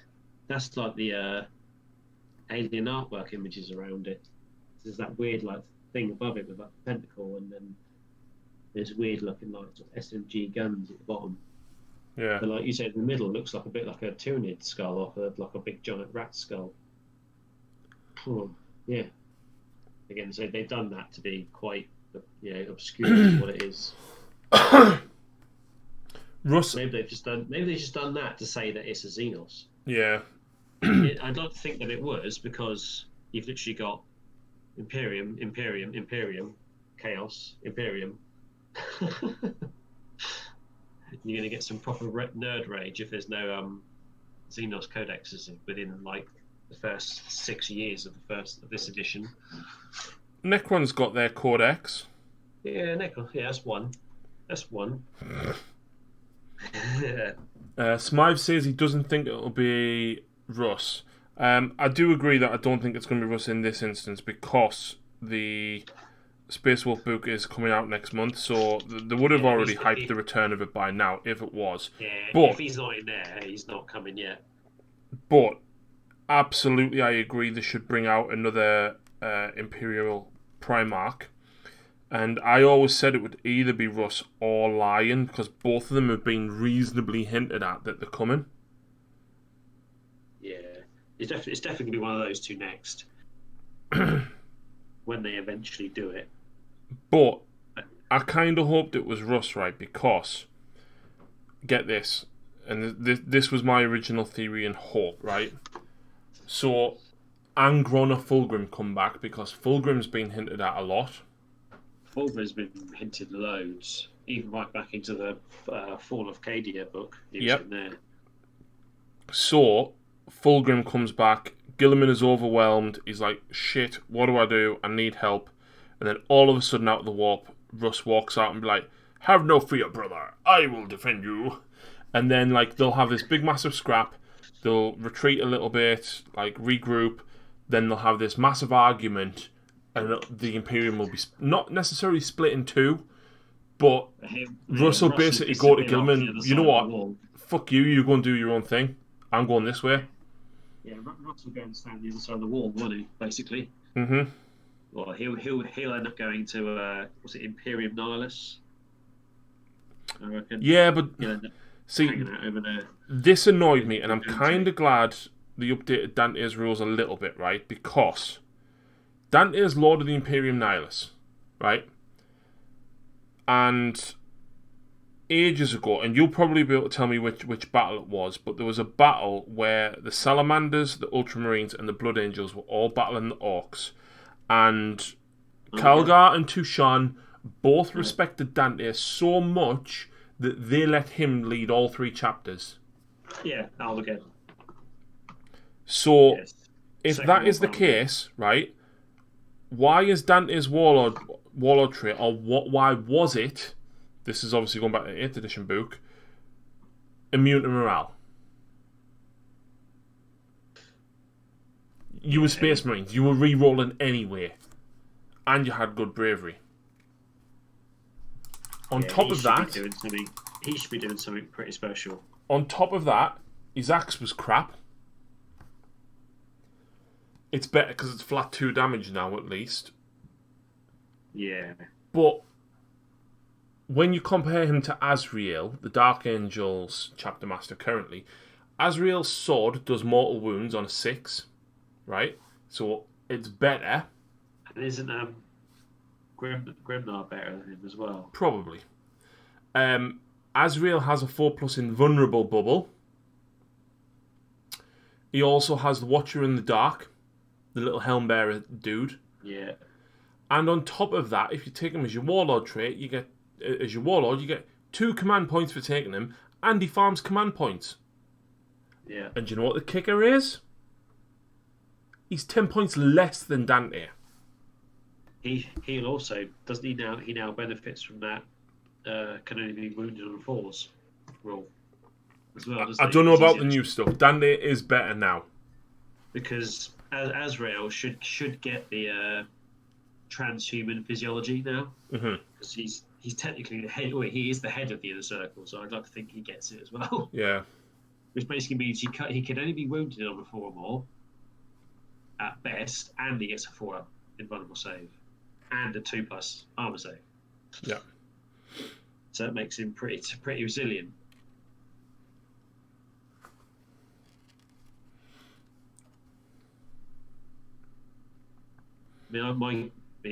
I could only have a chapter master if I kit bash one. So. Yeah, I never understood why they, for some chapters, brought random dudes in. Like Ajax Agitone's cool, but it's a nice model. Who is he? Yeah, it was an excuse to shoehorn a Primaris in. But why didn't they just make Vulcan Hisan into a Primaris? I don't know. And why Torgaradon and not Lysander? Oh, yeah, totally. Ferrus Manus, not Ferrus Manus. What's he called? The proper Primaris Tech Marine dude. The Iron Hands one. I know what you mean. Is it Ferius or something like that? Yeah, him. You can kind of understand because they didn't really have any named characters anyway. No. Yeah, so they had sort of free reign to make something there, didn't they? Exactly, Whereas... but why? Why do Torgaradon and Ajax Agitone? It's just, like I say, they're nice models. And they definitely should have gone a different way. Really. They really, really missed a trick with Khan as well. He should have been on a bike, man. Oh God, yeah. There was no 100%. reason. He's not even available anymore. You can't even buy him. Although they've released him as he is, haven't they? Yeah. Obviously on the foot. Just putting it out there. But will they do a White Scars supplement with him on an Outrider? Possibly, because I don't think a lot of people bought him because they chucked him in that loot crate thing that they did, didn't they? Yeah, no. Please buy it. Please buy it. We've made it. Please buy it. Yeah, and Ajax Agitone was in them, I think. Mephiston was in, and yeah, I don't know why Mephiston was in there, but Mephiston, he's such a well-known character anyway. And the fact that the sculpt is based on that 2nd edition artwork, brilliant. Yeah, it's a lovely model. Mm. I'd like to get one at some point. It's a silly one, but I wouldn't be surprised if they had to get him out to sort of put something with those supplements they did in the previous edition. But still, why not put him on a bike, man? Whereas now, I think they can probably go right now. Is he Primaris now? Yes. Yeah, so I reckon they've gone right. We've made the Primaris on foot model. And then later on, when they do another one, they go, right, here's the Outrider. But they didn't want to release him on the Outrider. Because then this Primaris bikes are real. Yeah, this is it. So at least if he's been on foot, they can put him out, put the supplement out, deal with 8th edition, get 8th edition out of the way. They go, aha, now here's the White Scars supplement for 9th edition. But the thing is, the Space Marine Codex with the supplements didn't even come out until August. Then 10 months later, you've got the new one. It doesn't seem like a right business choice. It's not a good business model to release a model just to tie something over. No, because I know how long it takes them to actually get it from fucking concept to release as well. Exactly. In most cases. Having spoke to a few of the sculptors in the past. So, God knows. Fun fact, if check Games Workshop for Kasora Khan, there he is viable and is sold out online. He's been sold out online since them loot crates. Yeah, that's clearing out stock. Like, the Ultramarines essentially got 2 Primaris characters. I totally get that they did Calgar for the Vigilus campaign, and then Tigirius was essentially with the Ultramarines release.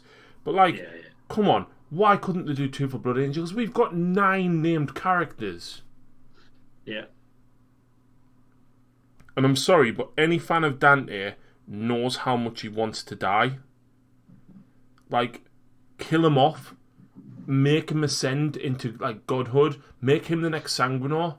Do you know what I mean? Anything? Thing is, they've kind of shoot, well, not shoot, but they kind of cornered themselves with the story, haven't they? Because he says he's dreamt that he'll be the one stood in front of the Emperor's throne, doesn't he? Defending him. Yeah, Sanguinius' visions, but every time he goes to die, or he, like, I've listened to Dante, but I haven't listened to all of Devastation and Baal yet, but I know he said to the Sanguinor, look, I've had enough, I'm tired. And he's like 1750 now. Yeah, he's one of the oldest, isn't he? Well, he's the oldest, isn't he? Oldest living Space Marine. Well, if you don't count Bjorn, for obvious reasons, yes. Yeah. Because he outlives all the Space Marines, because they only live for about 400 years, the Ultramarines, sorry. Well, no one knows how old they can get, because they all die before they get old. Like, they die in combat. But Dante... They reckon Cassius is like really, really old as for an Ultramarine, and he's only like 450 or something like that. Who's that? I read. Cassius, the chaplain. Oh, right, yeah. Oh, yeah, because he's got to get mangled face and everything, hasn't he? Yeah, the tyrannic veteran chaplain guy. But like you say, most of them got wiped out, so. But, no, every time Dante gets into real danger, the Sanguinor saves him. And when he said to the Sanguinor, I've had enough, I want to die, the Sanguinor's basically said, it's not time. Yeah, because he's meant to be there to defend the Emperor. Yep. So I doubt they'll kill him off. No, I mean, he will die at some point, like what Sanguinius did. Dante should follow in Sanguinius' footsteps and bite the bullet, right? And as a Blood Angel fan, that's me saying that the Dante should die. Yeah. But he should die an honourable death. But I think putting him in a Dreadnought that's not the right answer. How about a jump pack Contemptor? What, you mean like what 30k has? Yeah. They dig one out of the armory for him. No, I would say let him die. He's yeah. I would rather him die than put him in a Dreadnought. Now stick Mephiston in a Dreadnought. Now we're talking. Mephiston Librarian Dreadnought. Yes. Savage. Absolutely. No, I think let Dante die. He deserves it. the fact that he's Lord of the Imperium Nihilus, I think another Primarch should come back. I mean, come on, even Gilliman told him not to bow to him. Because obviously Dante took a knee in front of Gilliman. And he went, no, you do not bow. You get up. Yep. So even Gilliman recognises how good he is.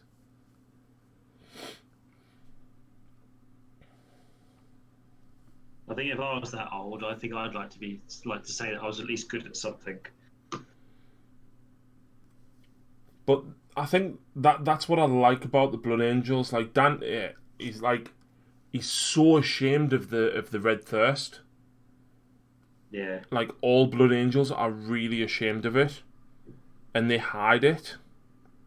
And I always remember at the end of Dante, and this is spoilers for anybody who hasn't read or listened to it.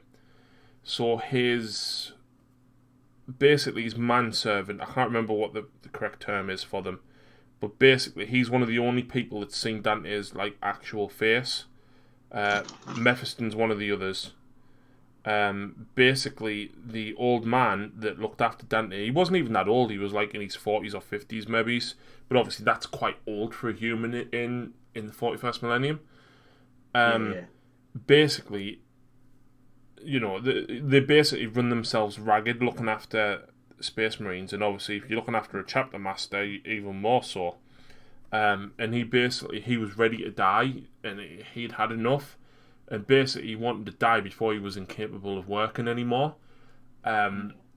So at the end of or close to the end of the book, Dante's thirst was getting the better of him. He was getting like really frustrated, and because he hadn't drank any blood, and the servant wanted to please Dante one last time, so he slit his own throat in front of Dante and said, "Please, master," and told him to drink his blood.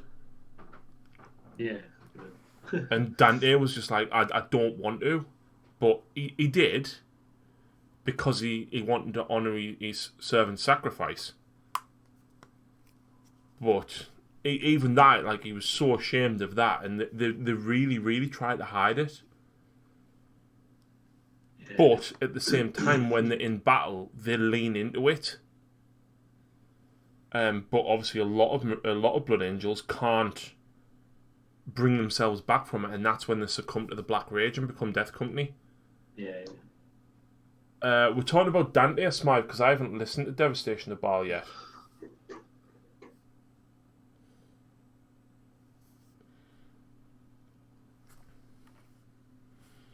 But I should listen to the rest of Devastation of Baal. I've got the audio book, and I've listened to about 5 or 6 chapters of it.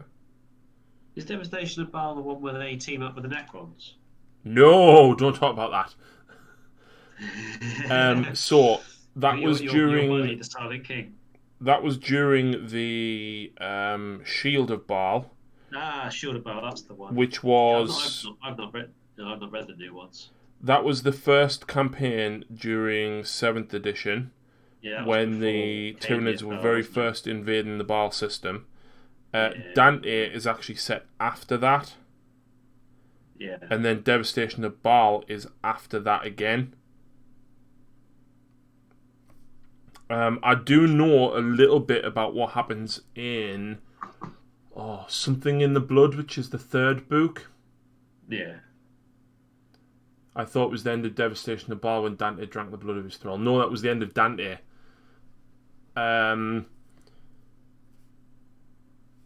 In Darkness in the Blood, it's called, actually, the 3rd book. Apparently, in this, it explains a lot of why Mephiston ended up becoming Primaris.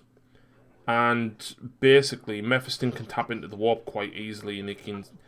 So in Dante, he sensed everything that happened at the fall of Cadia.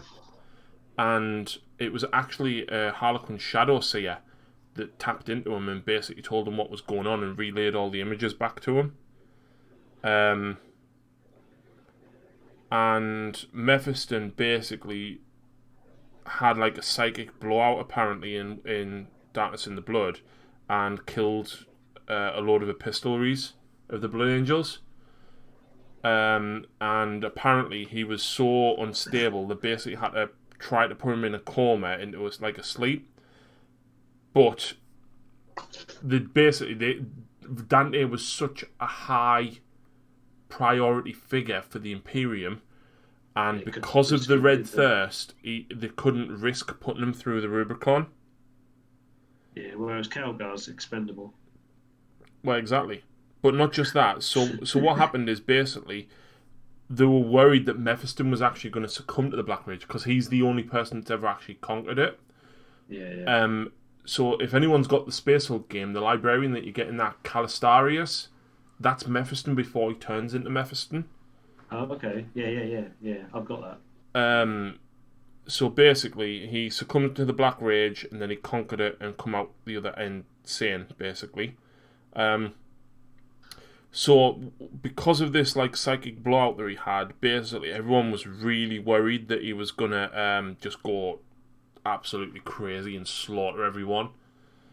And they were like, let's put him through the Rubicon. If he dies, he dies. Oh well. That's my understanding. I haven't read it, so that's just my understanding. And yeah, so whilst he was crossing the Rubicon, he was going to die, and apparently he was visited by, I don't know if it was the Sanguinor, but basically there's a Black Rage equivalent of the Sanguinor in the warp. Oh, right. And if Mephiston died, he would fuel the Black Rage version of the Sanguinor. Oh. But if he lived, apparently he would be granted power to help the rest of the Blood Angels, and it was his choice. So basically, because warp travel is basically dead on the north side of the Nihilus, now Mephiston basically psychically projects and creates like a wormhole through the warp for the Vengeance of Baal to fly through behind him. Yep. Yeah. So that's why Mephiston is Primaris, because he went through the Rubicon and chose to live. I'm loving the story directions they're choosing to take now. I wish that was on audiobook, because if that one was on audiobook now, I would probably go away and listen to Devastation of Baal and that.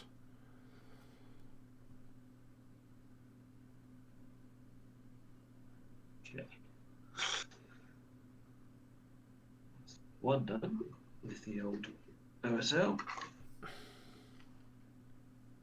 This was the Harry, you should read Devastation of Baal. I have Devastation of Baal downstairs, signed by Guy Haley. I can't read. The end is good to know. From what I've heard, Corbulo plays a big part in Devastation of Baal, but I've never read it, and I've never wanted to look into it because I want it to be a shock when I get to it. As to what happens, but yeah. I do really need to listen to it. I might listen to it tomorrow while I'm working, actually. That might be a good shout. No, I haven't got the audiobooks. I tend to just I just read. Well, I read before I go to bed. It helps me switch off. See, I've never been diagnosed, right, but I'm convinced that I'm dyslexic.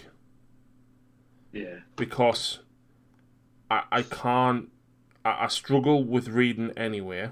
Excuse me. Whatever I do read, I can't absorb or take in. Like, I read it and it literally goes in... Like, it's as if someone's talking to you and it goes in one ear and out the other. Yeah. That's what happens when I read. I'm quite a capable reader. I'm not very capable if I'm having to read out. Yeah. Read out loud. See, Lucy reads a lot, right?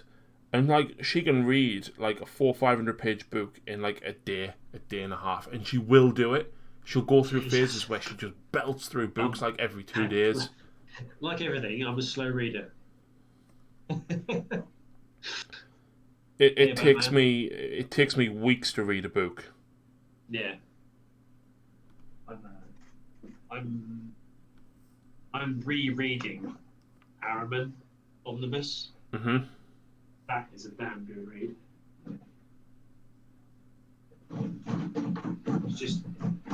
it's one of those ones where you know he's an arsehole. Like, utter arsehole. Kind of feel sorry for him. With quite a lot of the book as well. You've gone a bit muffled there, mate. I can't quite hear you.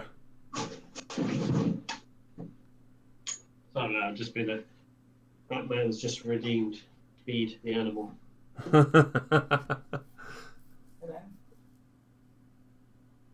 Simon, his roommate, is like that. He's read like 200 books this year or something. Yeah, Lucy's probably read that as well. No. Is there places on there? Put it in there, so it's Yeah, I know for a fact Lucy, the books I know she's read, she read the 9 Chronicles of Ixia books, she read 3 more books by the same author, she read the 3 Trudy Canavan Black Magician trilogy, and they were just of my books that I said to her, read these. And then I think she's reread 2 series by her favourite author. Yeah. And that's about 10 books each. And that's since like lockdown that I know she's read. Wow. And obviously, you know, a lot of the time she wasn't with me and she was reading other stuff. Where's my file one? There it is. Ooh.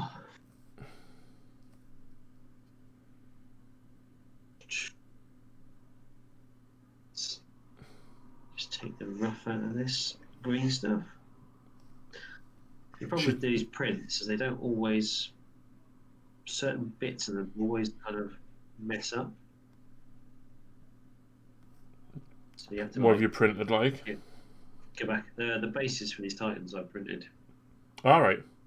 I designed them and then I printed them. Nice. So one of them's sort of stepping down like a giant sort of Colosseum set of steps. Yeah, I seen that one because you had some tape around because you poured some resin in, didn't you? Yeah, and you got the other one who stood on the one that's got the resin in is sort of stood on like a road with like sewer drains and that kind of thing. And then, like I said, I put some rocks in and I dammed it off and just poured the resin in.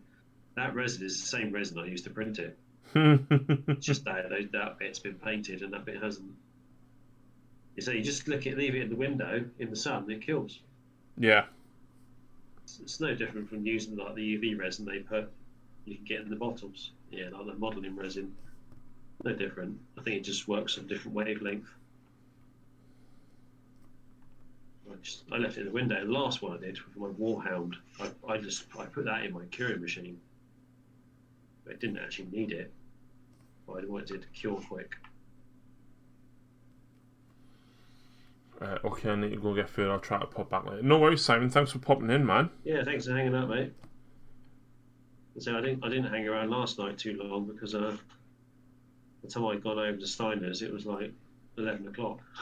And I had to leave the house at 7 this morning. So it doesn't sound that early, but what time are you farting about having something to eat? And see, I can't eat when I get up. I eat like about 2 hours after I wake up, maybe 3. Oh, I have to.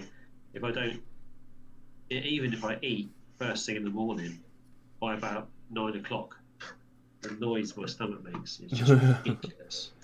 So I have to eat something. And even if I eat something, by about 10 o'clock, I'm still hungry anyway. Batman sent me a link. Let's see soon. Oh yeah, you got the Christmas red gobbo. Oh, nice. Did you get the Christmas white dwarf? Me? Yeah.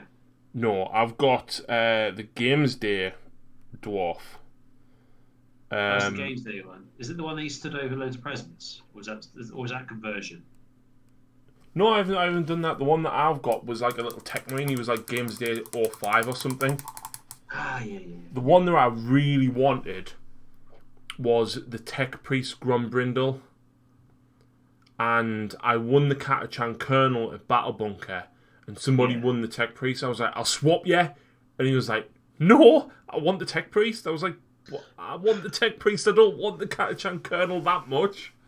No. See, I saw the Catachan Colonel. I was like, no, nah.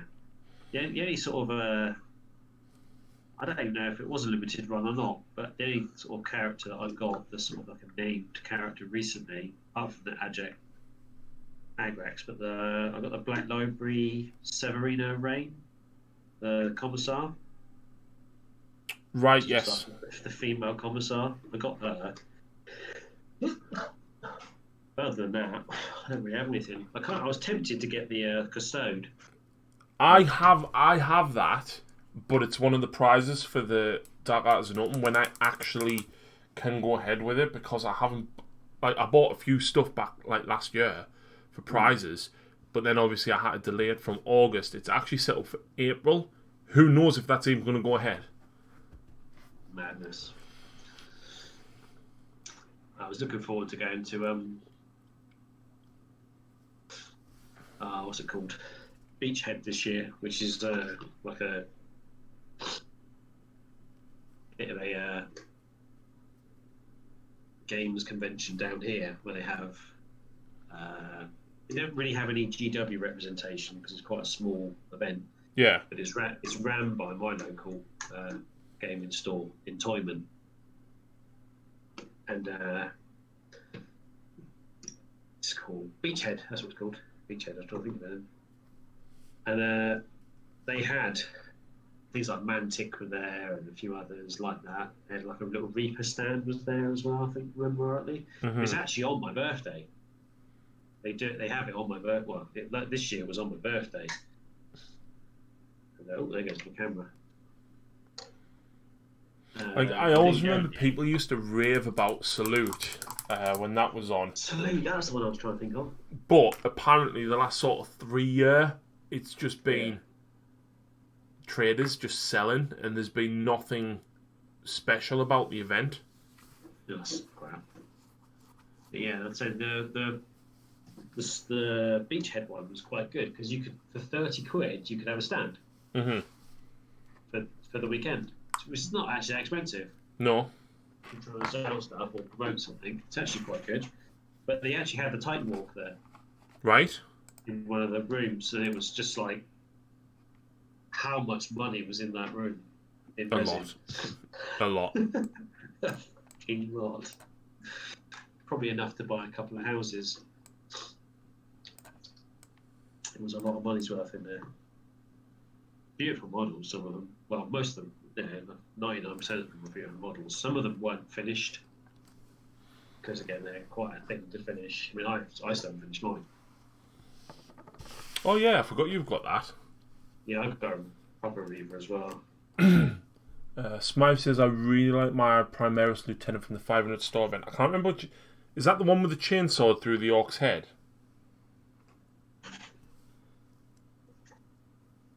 I can't think which one that is.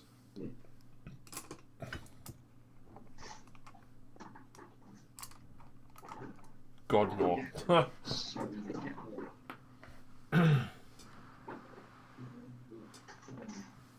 Dante is 7. He's about 1750. That's the half helmet one with Stalker Ball there.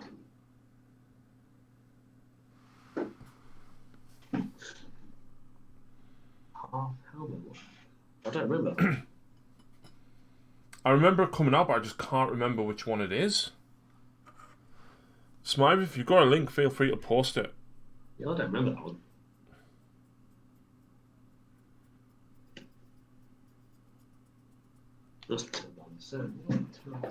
Where's my... That chap. I thought that was an Intercessor Sergeant. He's cool though. Oh, sorry, I couldn't find my Ushbati bone. It's the one carrying his helmet in his left hand like a football behind him. If you remember that one. It's a cool one, though. Decent paint job, too. I did not buy any of the limited edition or store lieutenants or sergeants or anything. I haven't either. There's no point of fighting. Like it's a normal marine. At the end of the day, you can probably convert one that looks almost the same. Yeah, and for one that I'm never going to probably very rarely use. Lieutenants are very, very rarely used in Yeah. my forces anyway. Well, that's because you But, played cheesy salamanders. Well, yeah, I'd rather spend the money. I'd rather spend the points on something else. On a dreadnought with a multi-melter. Preferably something with a multi-mower, yeah. You only bought 2. Blue Angel Special Lieutenant, and this one, my local GW store got like 50 of them to sell. Nice. Yeah, I'd rather spend the points on, like, say, something with a big gun on it. The only kind of special lieutenant that I've got is Lieutenant Calcius from Conquest, and I shaved all the Ultramarine bits off him. I sold him. Wasn't he going for like a metric ton on eBay? Yeah, some people were selling it. I think some people had it up for like 50 odd quid. Because the people in the States would pay it though, that's the problem. Yeah, I know, because they couldn't get it at all, could they? For ages. I think Conquest is out there now, isn't it? It's only started during lockdown, I think. No, that's before. that's the Age of Sigmar version. That's here, isn't it? Now. Yeah. The States Conquest started. Oh, is it actually out in when the it States upgrades. now? Is it? I don't know. If I don't was think or it not. was. Is it not out there at all? Okay. I know No, it's out, I don't think just so. out in Europe, isn't it? Because the Europeans got it, but after us as well. I know Spain got it and France got it, and I think Aussies got it. Yeah. Okay. I can't remember.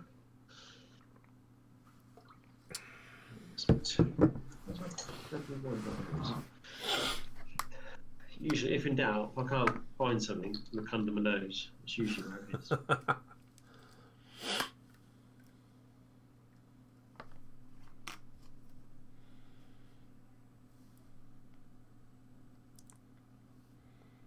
Oh, I'm getting hungry as well.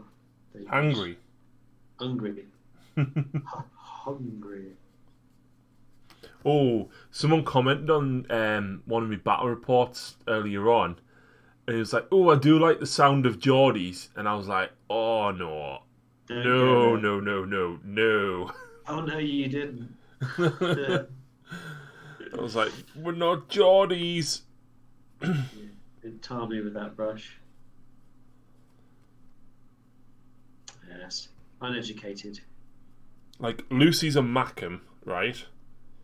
I'm not even a Mackham. And you'll probably laugh at me here, right? But I'm what's called a pit yakker. See, I'd never heard of any of these terms. So a pit yakker is somebody from one of the small mining villages in East Durham. Right. So, Lou, if you're from Riop, are you technically a yakker or a Mackham? Right. So we live in Riop, which is on the outskirts of Sunderland, and that's classed as a Mackham because it is in Sunderland. Seaham is the next town down, or village down. You're classed as a yakker if you're from Seaham, and then you've got Easington, Horden, Blackhall, Wingate, Peterlee, like loads of them as you go down the coast. Yeah. And they're only like 5 minutes away from each other. And if you're from any of those, or I think there's Hetton, Ludworth, there's probably about 10 or 12 small villages. And if you're from any of them, you're called a yakker. And then as you get slightly further south, and bearing in mind Hartlepool's about 30 minutes from Sunderland, and you've got all them villages in between there, if you get to Hartlepool, you're a monkey hanger. Because apparently you saw Mark. If you're saying there that I'm a Mackham, I'm not. I'm really not. So yeah, if you go to Hartlepool, you're a monkey hanger because during the Second World War, the town council hung a monkey because they thought it was a German spy. Fucking hell. That's not a lie either. Like, they've got a monument. They've got a monument on the quayside of that. And do you know how Sunderland Football Club has a black cat as their mascot? Hartlepool football team has a monkey called Hangus. Oh, no. And then as soon as you go further south than Hartlepool, you then become a smoggy, which is people from Middlesbrough and Stockton, because there's so many factories and stuff, and the big ICI plant is there, and it's where all the steel works are on the River Tees and everything, and that's why they're called smoggies. Yeah. And then Middlesbrough's about 40 minutes from here, maybe. Yeah. Once you get past that, then you're in North Yorkshire. Oh, right. However, if you go north, so we're in Sunderland. If you go north, you get we're on the River Wear. You go a little bit further north, and you get to the River Tyne. And if you're on the coast, where the River Tyne meets the ocean, that's called South Shields. And you're a sand dancer because there's a lot of beaches there. Yeah. I don't know what North Shields is called, but basically that's on the other side of the water. You then have to come inland and a good sort of 20-30 minutes along the Tyne before you get to Gateshead. And then you have to go north of the river at Gateshead to get into Newcastle. People from Gateshead, right, which is directly over the river, take offence at being called Geordies. Yeah, I think a lot of there's quite a stigma of Geordies, isn't there? Because of Geordie Shore, and because my accent is similar to that, is why people, in particular, like on YouTube and stuff, who aren't as familiar with the accent, associate us with being Geordies, and we're not. Yeah. Like, I think your accent's more relaxed than a Geordie accent. Geordie accents are quite fast. yeah, so it's like, are we going doing the tune? That's a Geordie. Yeah. And that's a bad impression. Quite abrupt, aren't they? Yeah. Well, they can be, I should say. Like, we do use a lot of the same words and terminology, but a lot of it we don't. So, like, we would still say, oh, you're ganning down the town. So we'd still say ganning instead of going. Yeah. A lot of Mackems say... wait, I'm trying to think of the right phrase to say it in. So instead of we or us, they say were. Pass with the pop. Like Steiner. You what? Sorry. Mike Steiner's just popped in. Yeah, so like a lot of Mackems say like, oh, pass with a pop. Whereas Yakkers and some Mackems will go pass us the pop. Yeah. And I used to get, like, when I used to row when I was a kid, they all used to laugh at us because I was like, they'd say, there's no us, it's pass me the pop. And passes the pop. Like, people outside the northeast don't say pass us that. Yeah. Passes that. See, that's kind of infectious because a lot of people sort of down here go, oh, he passes that, will you? Yeah. And I think a lot of these slang names get transported via tradesmen. Mm-hmm. Because that's the sort of thing tradesmen say, oi, get us the spanner. Yeah. People say that down here. Yeah, we're doing a multi-Steiner, so if you follow that link, you'll get through to the Dark Artisan as well. Whoop, whoop. And yeah, he does a... Who's definitely not a Geordie. Sorry, mate? Who's definitely not a Geordie. He's not a Geordie. He's not a Geordie. So yeah, I was in I was above the wall yesterday and the day before. The wall being the M4. Thanks for the follow, Steiner. See, the wall for us... Steiner's also a great miniature painter as well, so he's definitely worth a follow. The wall for us, typically it's as well. Hadrian's Wall, which if you know your Roman history, you should know what Hadrian's Wall is. Yeah. The other wall that people refer to since Game of Thrones became a thing is the Scottish border, which is not that far. Yeah. So I was in... Where was it? I went to Stockport yesterday. Stockport. That's Liverpool way, isn't it? It's below Manchester, Liverpool. See, that's still 4 hours south for me. Yeah, it's a long ways off from you. Yeah, I would consider that more Midlands. Yeah, people say Manchester's the north, and it's just like not, bro. The thing Bro, is, it does say you're welcome to the north when you're in that bit. Yeah, Steiner There- just there says is my actually- shelves make him jealous. That's unfortunately, Steiner. That's 2 of the shelves that are unpacked. I do have got another one there boxes which of isn't boxes and unpacked stuff. yet. But there's all my knights and my flyers, my blood angels. Is that only terrain? No, that's not terrain. You can see the army boxes there. There's 3 rows of them boxes with painted armies in. And if you watch me on YouTube, oh wait there. Me and Lucy's in the middle of filming a battle report at the minute. Terrain is all under the table. But yeah. Oh. And that's his bats. Yeah. Oh my! I counted up how many I had. Oh my god. Only a few. A few too many. All I've got is the fold-out one. Was it Moon-based Classes? Oh yeah, the GW one. Yeah, I've got one of those. Just purely because my brother was a store, he got given £300 store budget for terrain. Yeah. He knew he didn't have a store, so we just bought stuff that we thought would be useful.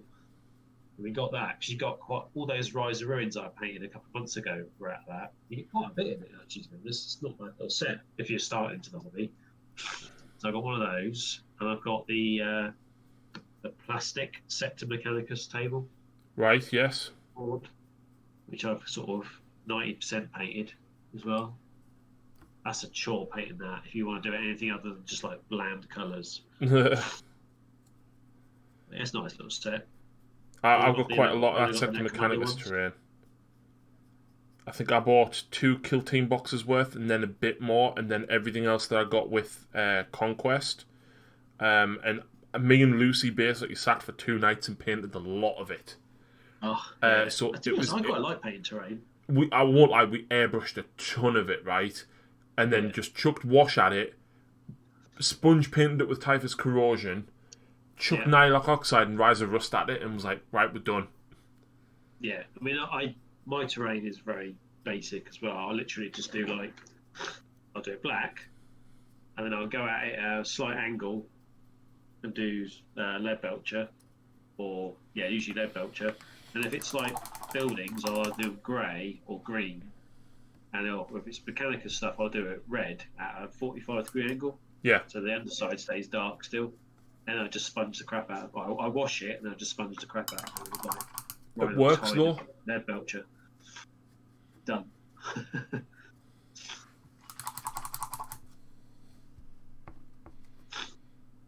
Yeah, that is the new James R. It's 2 of them. That's the James R, buddy. Yeah, it's 2 of them. One's mine, and one is a gift for one of my Patreons. Do you know, I've just realised I haven't looked at my phone in like 2 hours.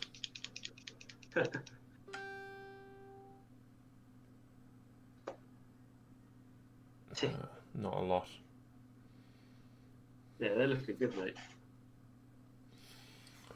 The fiddly. They are very fiddly. Yeah, I remember. I came very close to snapping the blade off of mine. Oh, mine's already snapped. That's why it's not attached. Look. Oh, right. Is that? I thought you just hadn't glued it on. No, this one I deliberately didn't glue on because I know what will happen to it. Yeah. But I nearly did mine a few times. Mine is snapped, unfortunately. But it is what it is. Not much I can do about that. I'll have to file it down a slight bit so the paint is off and then poly cement it. Yeah. So Yeah, so I did my one red. Yeah, so Owen asked for his in purple, which is why I've done it with purple hair, but mine I'm doing proper colours. Yeah, So, yeah. because my actual Howling Banshees are they're like, I've done them like ghostly green, Right. kind of like what colour I did them in? Was it athematic? I think it might have been the athematic blue or athematic green colour to make them look a bit sort of ghoulish, ghost-like rather than the sort of typical bone colours. Yeah, I went for classic colours with all my Aspect Warriors, so I've pinned all my Phoenix Lords up in the classic colours as well. I see. I haven't got any Phoenix Lord I've got now is Jane's R, because I don't want to go buying a Finecast one.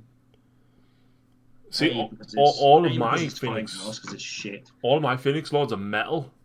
I had them all in metal many moons ago. So I sold them all. I think the only one that I've got in Finecast is Illic Nightspear, and he's not even technically a Phoenix Lord. And Prince Uriel. Oh yeah, the Eldar characters, yeah. Yeah. The Eldrad that I've got is metal, and then I've of course got the newer plastic one. I've just got the plastic one now. I had the metal one with the staff that just snaps off just by looking at it. Mine never. Yeah, if it's Finecast, it probably did snap, but luckily mine's metal. My metal one snapped because I dropped it. Oh. And I had to try. Yeah, I couldn't. You can't pin it because it's too small. Yeah. Sadly, but then that one's long gone now. I've just got the plastic one.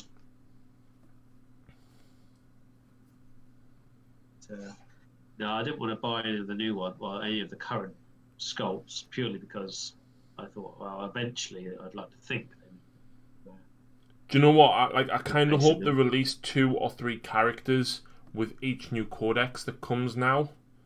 Yeah. Like I know we recently got Sure. Seraz for the Necrons, but like, and I know we're technically getting 3 Cryptex because the Plasmancer's 1 and then the other 2 new guys coming out. Yeah. And then the Silent King. It's nice that there's so many cool models for the Necrons, but when they get their Eldar, please do some of the Aspect Warriors and do a couple of the Phoenix Lords, please. Yeah, stop. That's the thing. They keep trying to, like, obviously the Eldar got a lot of new kits They a haven't. long while ago, but they didn't rejuvenate any of the characters. Eldar didn't get many kits. They've gotten Howling Banshees and Janzar. Eldrad. Hashtag redo Corn Bloodletters. There's a new Plastic Spirit Seer out, which came out in one of the boxes not so long since. Yes, yep. The Farseer or Warlock on bike and the new bikes, but the bikes all came out in 7th edition, Mitch.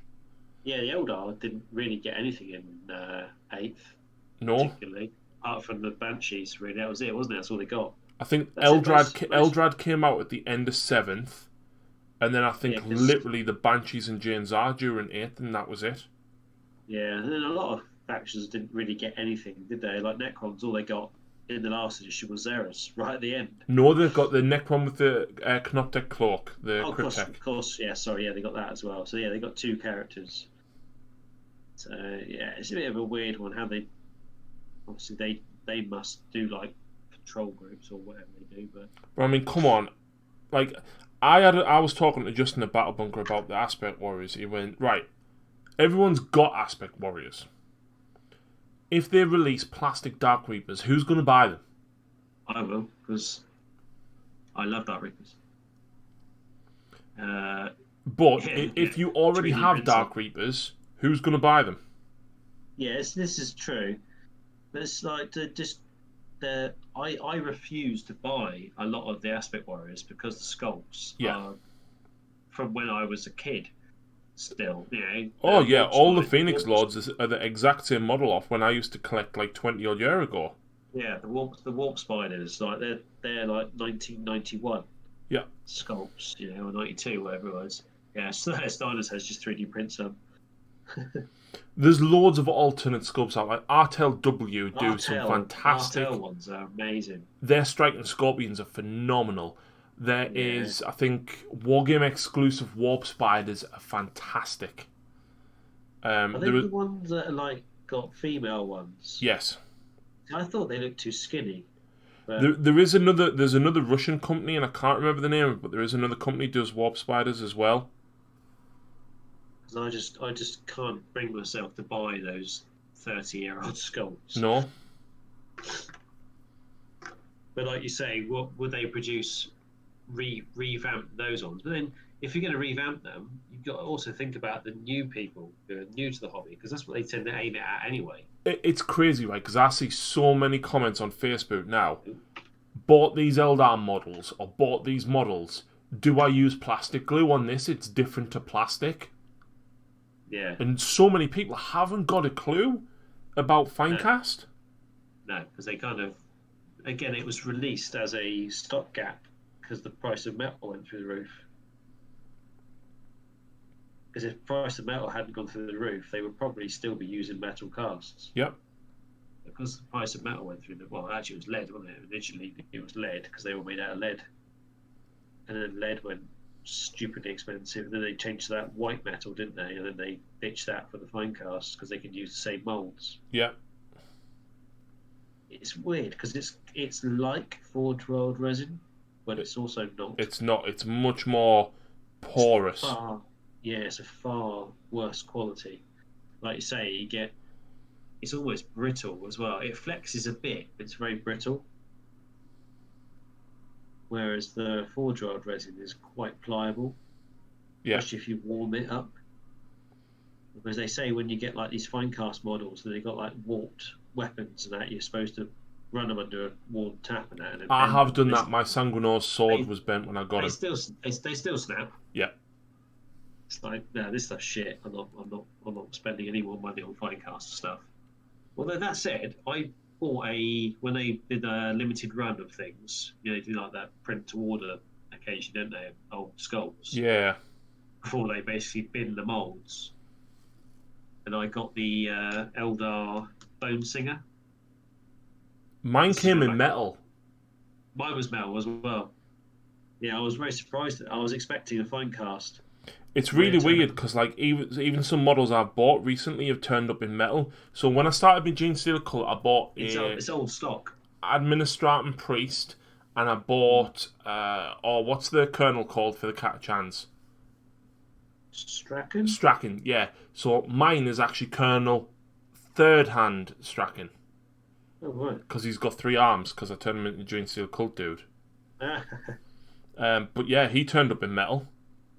Yeah, I've got a feeling it's old stock, and they basically do a stock take of all the ones they've got, and they'll sell what they've got, and then if they have any shortages on what gets ordered, they then fill in the gaps with fine cast perhaps. But they must be old stock, because if you go into the Warhammer World shop and you buy some of the models there, they all come in like the white cases now. Yeah, because they don't print any of the cases anymore for the fine cast or metal stuff.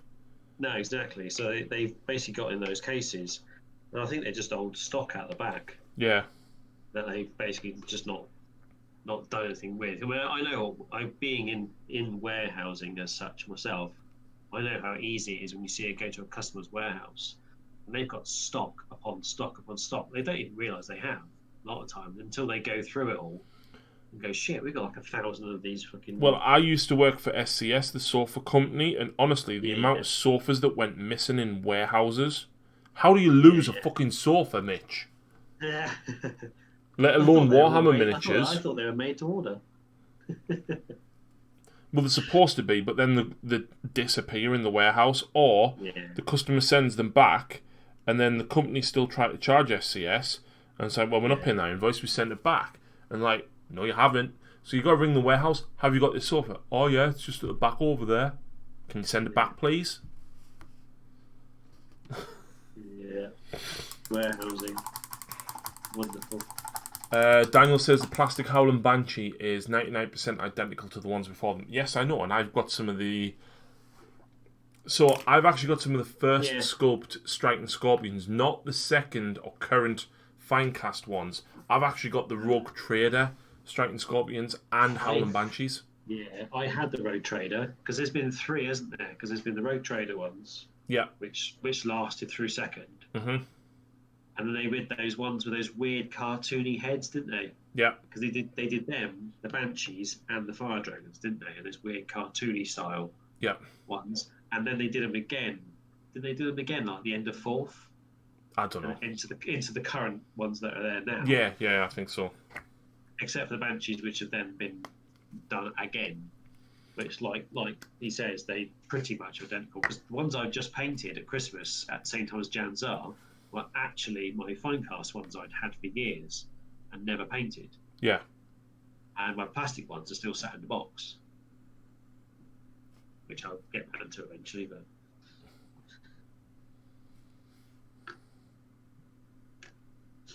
Let's brighten up the golds a little bit. The brass, the gold brass. Did you take that? Oh.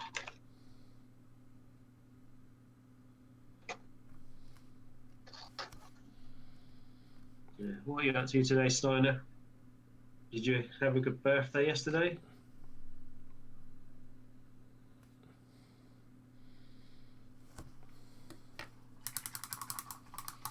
Oh, I've just realised the headpiece is partly on there.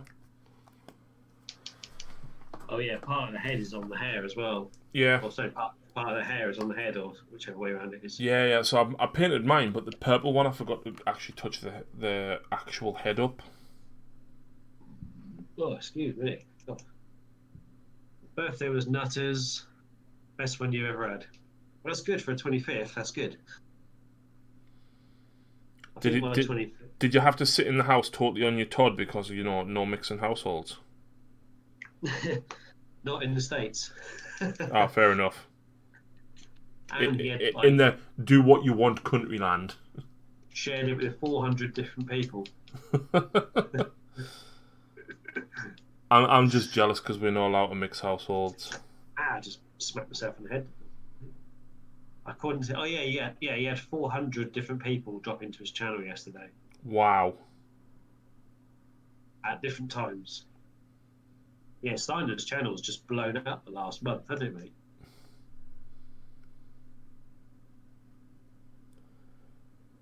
It's really weird because like every time I do a battle report, right, I always tell people to come follow us on Twitch, and yet nobody who regularly watches me on YouTube, or very few people, come and watch me on Twitch. But on Twitch, I've got viewers that maybe don't watch as many.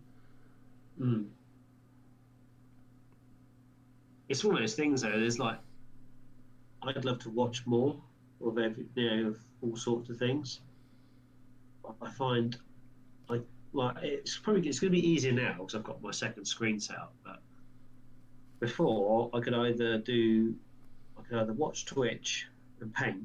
It's hard to watch Twitch and paint because, especially if you sort of involve yourself in the conversation, you sort of have to keep putting your brush down to type a text, and it's a bit different if you're streaming. Yeah, and it's really hard for me because if I'm sat in my computer and I'm not streaming, I'm editing, and I can't edit a game and watch at the same time. It's really hard.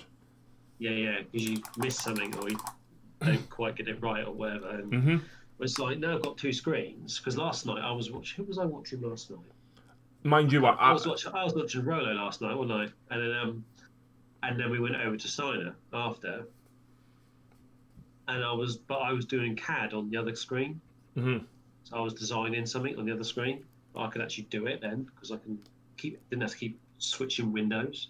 I do have two screens. I've normally got somebody on, but I'll mute them while I'm like editing or something. But then I'll unmute while I'm having a bit of a break. And Steiner just hit 100 subs last night. Wow, that's awesome, man. Yeah, good man. That's like $250 a month, isn't it? Can I transfer my 14,200 subs from YouTube over to Twitch, please? Last month you had 12. Yeah, exactly. I mean, I'm Wow. sitting on. I'm sitting on 6. I don't even get that, and I've been streaming for 2 years. You know, it's mad, isn't it? It's one of those things. It's I watched Alpha Gaming the other night, Harris Heller, Yeah. and he basically just says nobody on Twitch is growing at all. The problem is because of coronavirus and lockdown, so many people have now turned to streaming. Just because it's something to do. It's Firstly, and then oversaturated everyone's like, now. Actually, I quite like doing that. It's It's the same reason why I did oversaturated. it. Yeah, I can't say too much because it's the same reason why I did it, because it was just something to do really more than anything. But Yeah.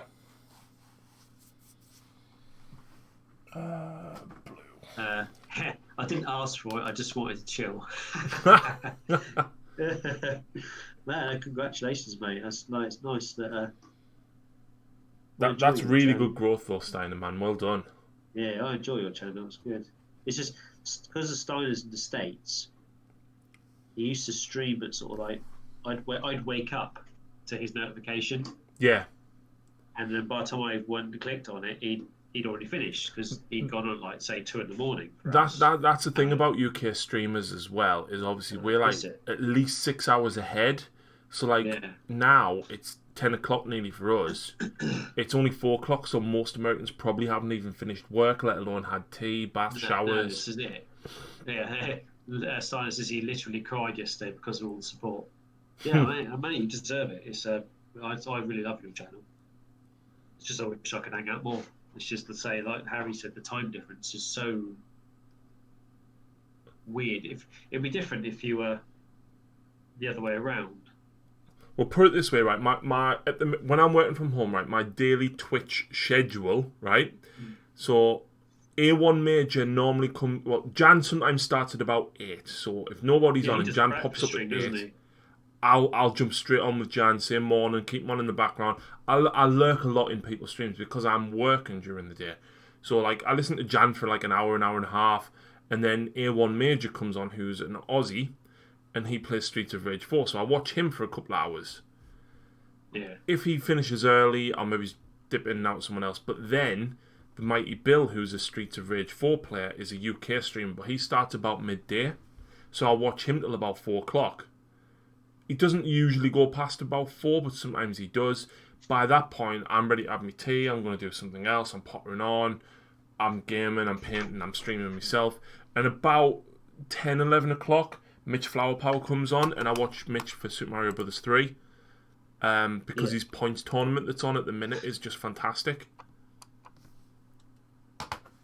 So Yeah, so Steiner says he's doing at least one daytime stream sort of from now on as well, which is usually when I catch him. I would love to be able to go to my boss, Louise, get fucked, I'm doing Warhammer full time. Oh, I would love to be able to do that. I mean, Steiner's a full-time commission painter as well. See, to be honest, right, I could probably do that, but the problem that I've now got is a mortgage. The mortgage is a problem because if I go in 5 years to renew and say, "Oh, I'm self-employed," Yeah, well, it's 5 years books. I don't have them. well, no, if I started properly now, if you know what I mean, like I could probably do it. I would like to think like I have done commissions in the past. I would like to think that I could do it. Realistically, I mean, I can't. The problem I've got is, right, if you look at other YouTubers, right, so if you look at Drop Zone TV, Winters, and Morham and Liam, if you look at Tabletop Tactics, Hellstorm Wargaming, and Tabletop Titans, they all are, in some way, shape, or form, professional IT kind of guys. So Lawrence from Tabletop Tactics used to work for Apple as an IT tech. He can build a website and run it. I can't do any of that shit. I can barely edit a video. I have to ask Mitch for help with me stream. Do you know what I mean? Like I'm not great with technical stuff, and to be able to do something in particular on the level of Tabletop Titans or Tabletop Tactics, I couldn't even comprehend doing that. But I feel that you have to offer something that professional to warrant charging for it. Yeah, totally. Yeah, people want value for their money, don't they, as well? So you need to, like I say, people want Yeah, like Mikey all from bells and Hellstorm, whistles, don't they? he does IT as well, and obviously he built the website and everything. Like, even just getting, 10, 20, 30 people paying £4 a month. I mean, Lawrence on Tabletop Tactics has got well over 100,000 subscribers, right? How many people would pay for his on-demand service? £4 a month, and you get like 3 or 4 extra videos a week at £4 a month. To do. I mean, Christ, If that many videos. if 1,000 people do that, 1% of his total YouTube subscribers, right? That's £4,000 a month that he's getting just through PayPal for that. It's frightening, isn't it? I mean, if you consider he's taken his full-time wage out of that, he's paying Bourne a full-time wage out of that, he's paying Rob a full-time wage to paint stuff. I think Chef is working for them full-time, and I think Beard is at least part-time. Like, do you know what I mean? Yeah, it still stacks up, doesn't it? Oh yeah, absolutely. But like, I'd be happy if I could match what my monthly wage is from my job, and that's not a lot because I'm on minimum wage. Yeah, I to be honest, I'd be happy if I got an extra 50, 60 quid a month.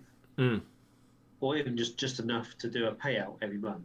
I'd be really happy with that, and that would literally be, okay, right, there's my hobby money, gives me something to paint on stream. I think I've just yesterday getting my 4th ever payout from Twitch. Yeah. In 2 years. When I just worked it out, I worked out now, I think I'm on about $56. So I'm just over halfway. Yeah. And then you've got the waiting time after they pay it out as well before it actually appears. Yeah. It's like, what's it on, like 60 days or something like that? Something like that. Once they issue it, it's on 60 days. Like, I do okay from YouTube, right? But obviously, as soon as I sold my house, I had nowhere to film and stuff. I didn't really... I could have still edited at Lucy's, but it was in her bedroom, and I was like, no. And then, obviously, it took us a few weeks to get up and running here. And the 2 payments that I've just had from YouTube the last 2 months are the lowest I've had in years. Yeah. However, that changed last weekend, Mitch. Yeah. Do you know what happened last weekend? It wasn't your salt video, your hate video. No. It was the Sons of Beermat. Yes. Yeah. People So, the battle report I did with the new Codex Space Marines, right? Let's see what that got. Where are we at? View more. 1,916 views in almost 2 weeks. But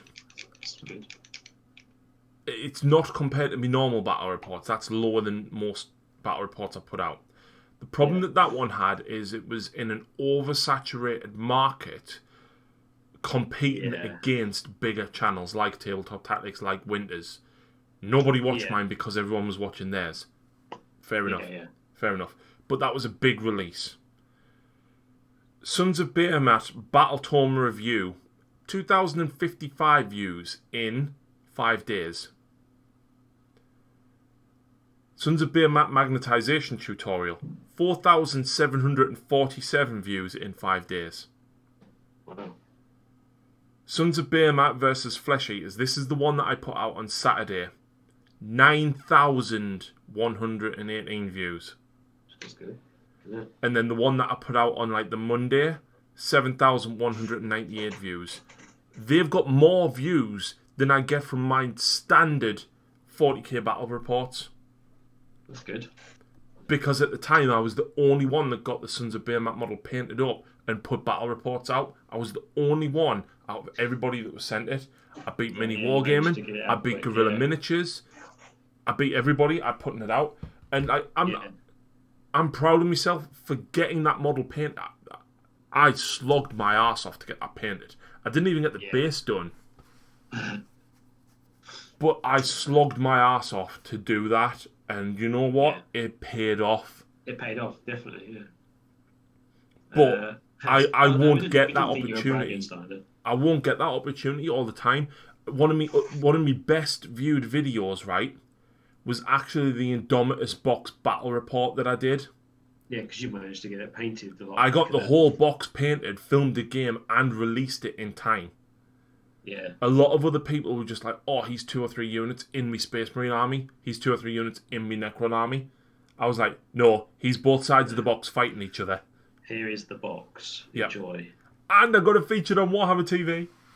Yes, you did. So I was quite happy with that. Yeah, that's the thing, isn't it? It's been fast getting your content out. It's been prolific with the amount of content you put out as well. Because if you put out one video that does really well, and then you don't do anything for another month, then people are just going to fuck off and lose interest. Yeah. So it's a weird one because it's like I was saying to Ali about this sharing of, like, for Twitch to be successful, you need to be like sharing on all the platforms, commenting on all the platforms. It's like, well, so that's almost a full-time job in itself. So you have to quit. You'd have to quit your full-time job to have time to promote your new job, which isn't a job yet. Yeah. It's kind of like it's the sort of chicken egg situation again, isn't it? That's what kind of frustrates me because, like, I know that Reddit is quite popular, but I can't use it. I just can't use it. And the same with Twitter. I just can't Twitter. I can use Twitter. I just find it. To be honest, I know how to use social media. I'm just shit at using it, or actually putting in the effort to actually post things. I just forget. I forget they're there half the time. What I tend to do is with Instagram, if you make a post, you can auto post it to your Facebook page and auto post it to your Twitter. Yeah, I've got that. Yeah, I've got that set, and it will do to your Twitter as well. Yeah, that's what I do. But Twitter, if you keep doing that, Twitter, the algorithm will push your post to the bottom because it looks like the same post. It's not a natural post. It knows where it's come from Instagram. So you're actually better off doing a genuine post, even if it's the same post, but actually writing it sort of first hand. Right. Otherwise, the algorithm pushes it to the bottom of the pile because it picks up that it's basically essentially it's a retweet almost, but from a different platform. Yeah. It doesn't. It just pushes you to the bottom of the pile. And with Instagram, the more likes you get, sooner the higher up the list you get put. So if you get like 10 likes within 10 minutes, it'll bump you higher than someone that's got 5 likes in 10 minutes. Yeah. So the more likes you get quicker, the higher up the search chain it puts you. And Facebook's a weird one. Facebook generally works and who's paid the most for an ad. I wish that I could work out how to push my videos further forward in YouTube. Now, I don't use TubeBuddy, but I'm aware of it and I'm aware of how tags in YouTube work. So what I tend to do, for example, if you go to YouTube now, Mitch, and type in, hypothetically, Necron, don't press enter, just type Necron. Up.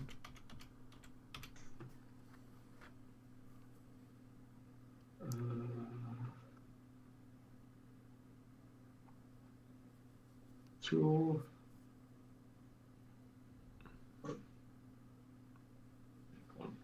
Right, so it comes up Necrons, Necron painting, Necron lore, Necron's 9th edition, Necron battle report, Necron codex, Necron dynasties, paint schemes, codex review, theme, music, blades, army bases. So if I release a video with Necrons in, I type Necron into YouTube and see all of them at the top. Yeah. Every single one of them I put as a tag. Yeah. Yeah, I still don't get any traction. Madness. Yeah, it's a weird thing as well. So also, I see a lot of things like, for instance, on Twitch, I see a lot of streamers that are, and obviously people go to them for their just because they enjoy going to them. But I see a lot of people. I look at them and go like, "Why has he got like 50 followers?" Yeah. Because he's not talking. He's not painting anything particularly exciting. I'm not saying I'm painting anything particularly exciting either. But just sort of, it's kind of a very weird. I mean, the discoverability on Twitch is awful. Yeah, and it's quite well documented that it is awful. Because if I was to type in at the top of Twitch the Dark Artisan, it won't find you. No, but if you type Warhammer, And it'll, you it'll have show to you what's search. live. Yeah, you have to search by genre, not name. Yeah. Yeah. Because it tries to push you to watch the partners and the bigger streamers. Yep. Like Mitch, who I watch, who plays Mario 3, when he's streaming his final of the tournament, he's already got an agreement with Twitch. He's on front page because he's a partner. He gets between money. 500 and 800 views every single night for 6 hours for playing Mario 3. I mean, don't get me wrong. Like he's played Mario 3 for like 11 years solid. He's the world record holder in every category. He knows everything inside out. He's fantastically good at what he does. Yeah, it's the way Twitch works. Because Twitch works, obviously you have to watch an ad to go into his channel. Unless you're a sub. If you're not a sub, then therefore if you want to get rid of the ad, you sub, so Twitch gets money that way. Yeah. Or you sit there and watch the ad, which they're all Amazon ads. So yeah. And they'd rather he was at the top of the list with his 800 viewers all watching ads than someone with 5 viewers. Absolutely. Because it makes sense from a business standpoint.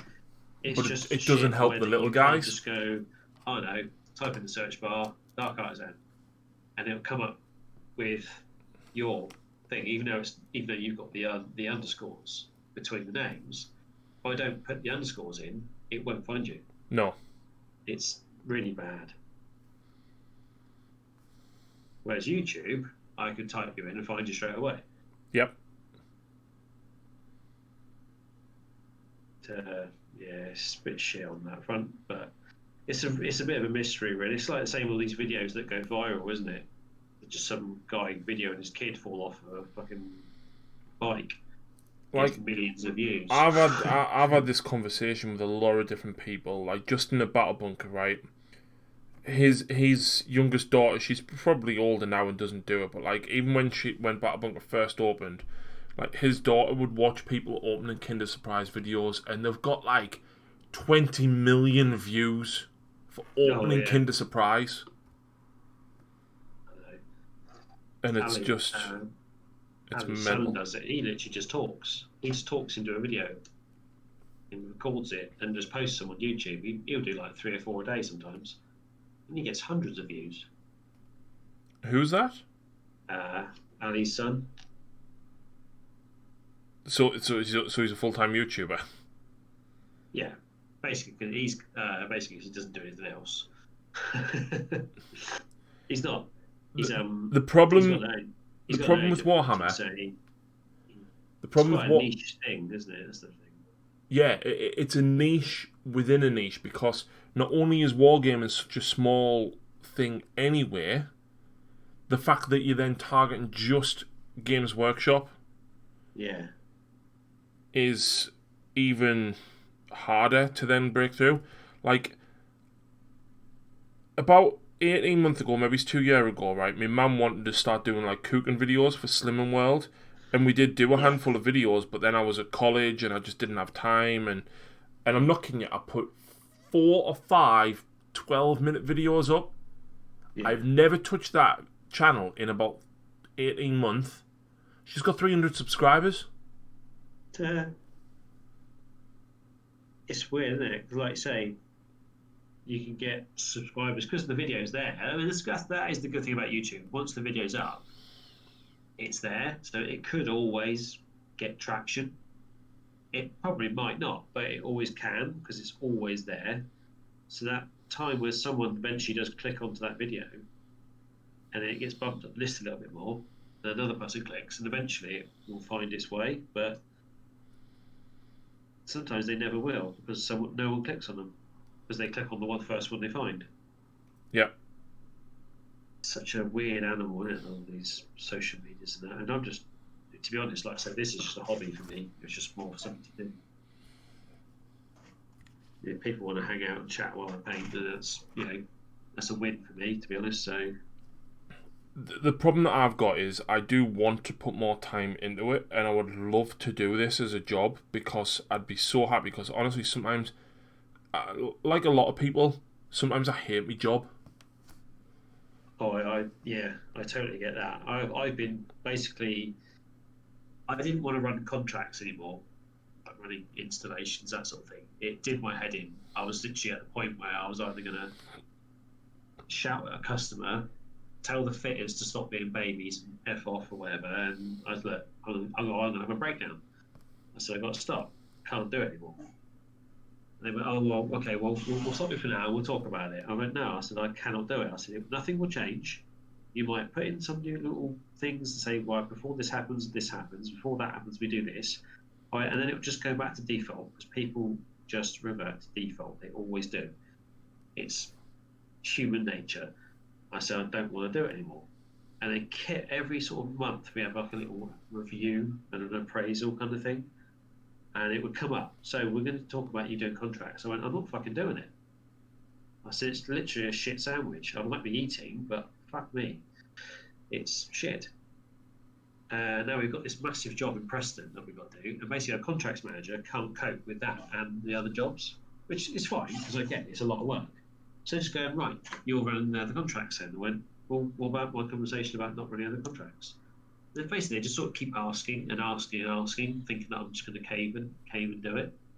And now it's kind of like, well, you do still have a job.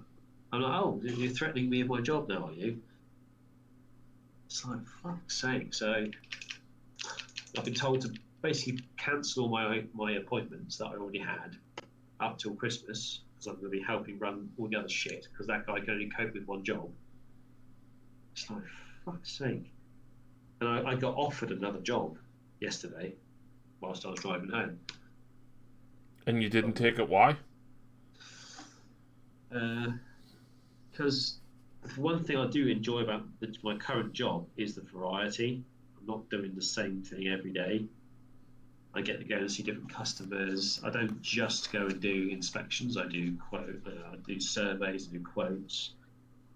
I do sort of introductory meetings and sales stuff. So it's quite varied what I do, and I enjoy it for that reason. Whereas the job I got offered was basically just doing warehouse inspections every day for the rest of my life, and we didn't even get onto money, but if she phoned me while I was driving in the car, and I sort of thought to myself, oh, it's tempting, just because I don't want to run contracts anymore. But the thing is, right, Mitch, I fucking hate it. Is the job easier, and could you do it on autopilot? It's one of those jobs you can't do on autopilot. Okay. Because I was going to reference Einstein here. He had a really, really shit job, and he didn't mind because it meant that he wasn't tiring himself out with a complex job to then not do all of his sciencey stuff after work. Yeah, I know what you mean. It's like I could just go in and sort of do your bit and go home kind of thing. Like my job, at times is incredibly mentally taxing. On a Monday, like next Monday, I'll be wrecked when I get in, right? Because I do a report every Monday anyway for all the plant stuff that's been on hire, and not only do I have to now do it for the project that I'm working on, because we're starting another project at the next junction down, I've got to do everything I do for this project for that project as well. Yeah. And then it's time for the mid-month report, so I've got to do not just the one report for the one project, I've got to do it for the other project. So I've got to do 4 reports on Monday, And when I come in on Monday, I'll be just like, fuck Warhammer. I can't be asked. Yeah, that's kind of what I was getting like at the point. But it's sort of a case of, because you're the guy that basically organises who goes and does the job, where you liaise the deliveries with the factories and this that, and the other with the customer, and then when it doesn't go right because someone at the sales end has fucked up or forgotten something or hasn't told you something that's quite crucial, and then the fitters turn up on site and go, well, this isn't right, that doesn't work, this won't fit or whatever, the building's too small or something like that, it happens. You get people with these like weird telescopic fucking tape measures that are a metre shorter than they actually should be. And we bought my predecessor. We bought him the dummy's guide to tape measures for Secret Santa, and he flipped out big time. It was fucking hilarious. Really? Yeah, he flipped out massively because he never measured anything right. It was so fucking funny, and it came with like, and the other guy got him like a Toby toy tape measure off Amazon as well, like a little kid's tape measure. Fucking funny, yeah, priceless. But like say, you then you're essentially the person that the customer will deal with when there's a fuck up or there's a problem. You're the one that takes the shitty phone call, the shitty fitters because they want to go home at 3:00 because they never do full days. And you're like, hang on, you've missed this on your job. Oh, have I? Oh, well, you can sort that out, can't you? So basically, you end up sorting out everyone else's shit all the time. Like, Working in finance, believe me, I totally get that, because no matter what problem happens, the issue comes up at finance. I got this invoice through. Right. Have I got a proof of delivery? No. So you go to the company, can I have proof of delivery?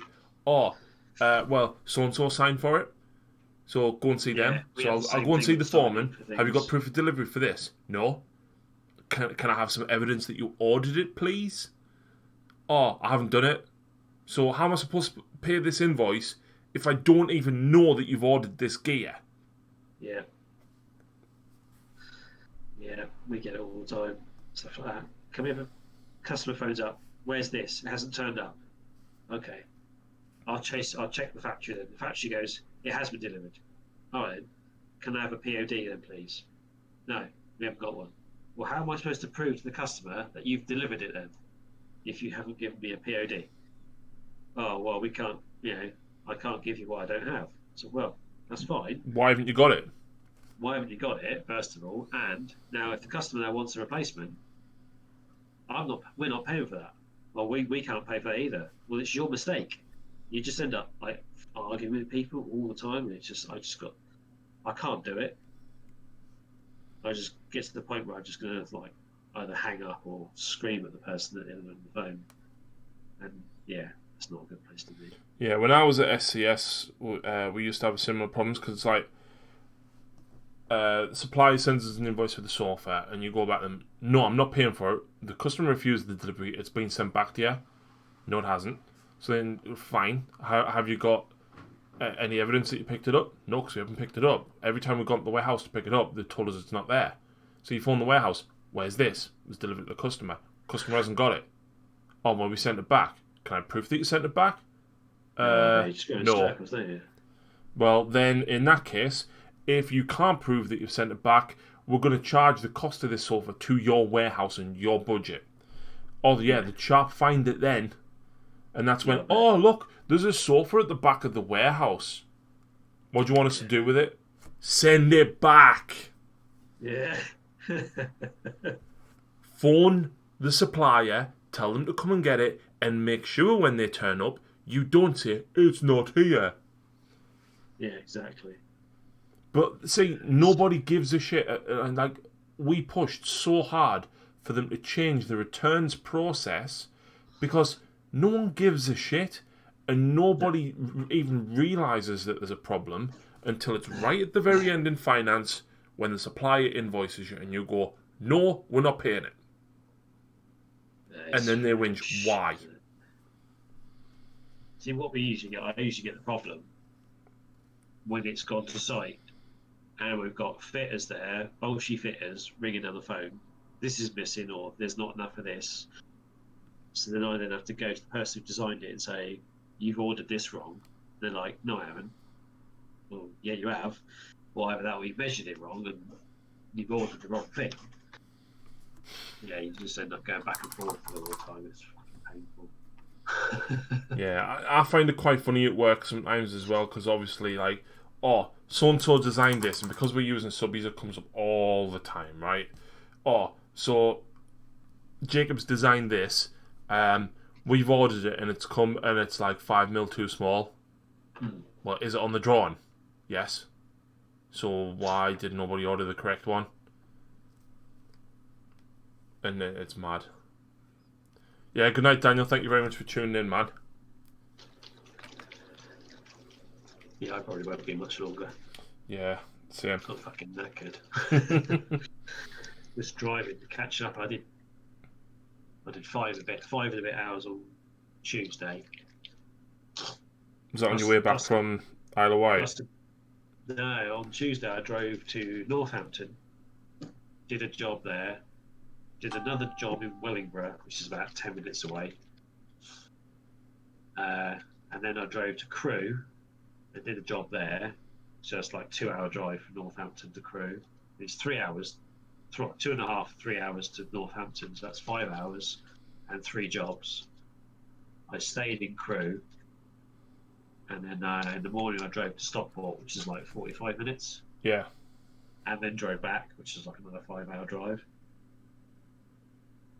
So I did like 10 hours in 2 days. Oof. Hey, at least you didn't do what I did last September and drive back from Disneyland in one go. It wouldn't have been that bad, right? So we left the hotel at like 7 or 8. The ferry took ages to cross because it was quite windy, so it took us like nearly 90 minutes to cross instead of like an hour. And then we got to the M25 and we got through. There was a little bit of traffic at Dartford, and we were okay. And it was about 2:30 when we got through Dartford. And I thought, right, just a bit further until I get to the M1. And just before the A1. There, you can go up I can't remember what road it is, but links to the A14, which goes past Peterborough. Well, little did I know that Costain, who I now work for, who I didn't at the time, had actually closed all the A14, so you couldn't use it. Oh, shit. And then there was an accident on the way up to the A14. So it was like, accident, please go up the A1. So it wanted us to go 2 or 3 junctions further around the M25. I was like, right, okay, I can deal with that because the A1 will take us straight up. Oh no, there's an accident on the A1. Continue around the M25 and then go up the M1. Do you end up nearly back at Dartford? Oh, okay, fine. And then it was like, oh, there's an accident on the M1. Go up the original road up to the A14. So we stopped at Stansted Services literally as the traffic started building up. It then took me nearly 3 hours of driving country roads just to get up past Peterborough. Jesus. Yep. And obviously Lucy was really, really hurting by this point. She can sit for about 90 minutes in the car and then she's like, she needs to get out then to stretch. Yeah, so obviously we stopped at Stansted for quite a while. But then like 90 minutes driving country roads and then she fell asleep. And then I finally got onto the A1. And I thought, I'm just putting my foot down while she's asleep. I'm going as far as I can until she wakes up and she needs to move. We got to nearly, I think it was halfway between Doncaster and I think we're about 30 minutes south of Doncaster. Yeah. So we pulled in there and it was a shitty little service station. It wasn't even a proper services. It was literally a garage, right? But they had one of them little Costa machines and they had like 2 bar stools to sit at the side. So we sat there, we ate some jam donuts, I sank an energy drink, she drank a coffee, she took some paracetamol, had some morphine, and then was like, get me home. I don't care, just get me home. So I literally I put my foot down and we made it back to Wetherby, Wetherby's about an hour and 10 from home. And she was like, right, I'm busting for the loo, you need to stop now. And Weatherby's a Yeah. nice service station, and it's quite popular. It's quite big. She literally went to the toilet and was like, I got Brian's just come into the chat. right, He said, "That sounds like Valrek." what? Oh my god, he's from Manchester. He's not even from anywhere near me. He's a mink. Wow. Hello, Brian. How you doing? Anyway, Brian's the guy I was saying about. Who's got like the 12 Space Crusade dreadnoughts. oh, very nice. Yeah. If you the Dark Artisan is the guy on the other end. You can hear in my ears, Brian. He's streaming at the moment. And we're literally just about to call it, I think. Yeah, I'm gonna put some white on their two faces, and then I'm gonna call it. Because these are nearly done. I've literally just got to do the highlights on that big eagle thing. Those eagles under the chin, and then highlight the scrolls, and then they're done. I can move on to something else for 5 weeks later. Oh, I'm about to snap the tricycle come off. No. That's fine. I'll deal. I think the pose on that little, the little the thing she throws. I forget what it's called now. Yeah, the tricycle. Oh Yeah. no. Triscally, isn't it? Triscally or whatever. Yeah. Tricycle, I think. Yeah, it's like tricycly or something like that, isn't it? Yeah. Something like I know what you mean. Yeah, I couldn't think of the name of it now. That the pose of the hand looks really weird. Looks like she's dislocated her wrist to get to that pose. Yeah, I really struggled with putting gluing it on, to be honest. Yeah, fitting it was a pain. Oh, Brian's found some squats on Thingiverse to print. Nice. You got one with a hand. Is that a hand flamer? Well, it kind of looks like a hand flamer, but the barrel's that of a melter gun. You got las guns and bayonets. Cool. Like I say, that image of the printed ones, they come out quite well, actually. I think my printer's shipped. I think. What, have you bought a new one? Yeah, I've got another one. Oh, you found some heavy weapon ones as well. Oh, nice. Yeah, I've got another one. I've got a larger one coming. Nice. And I'm gonna sell the one I've got.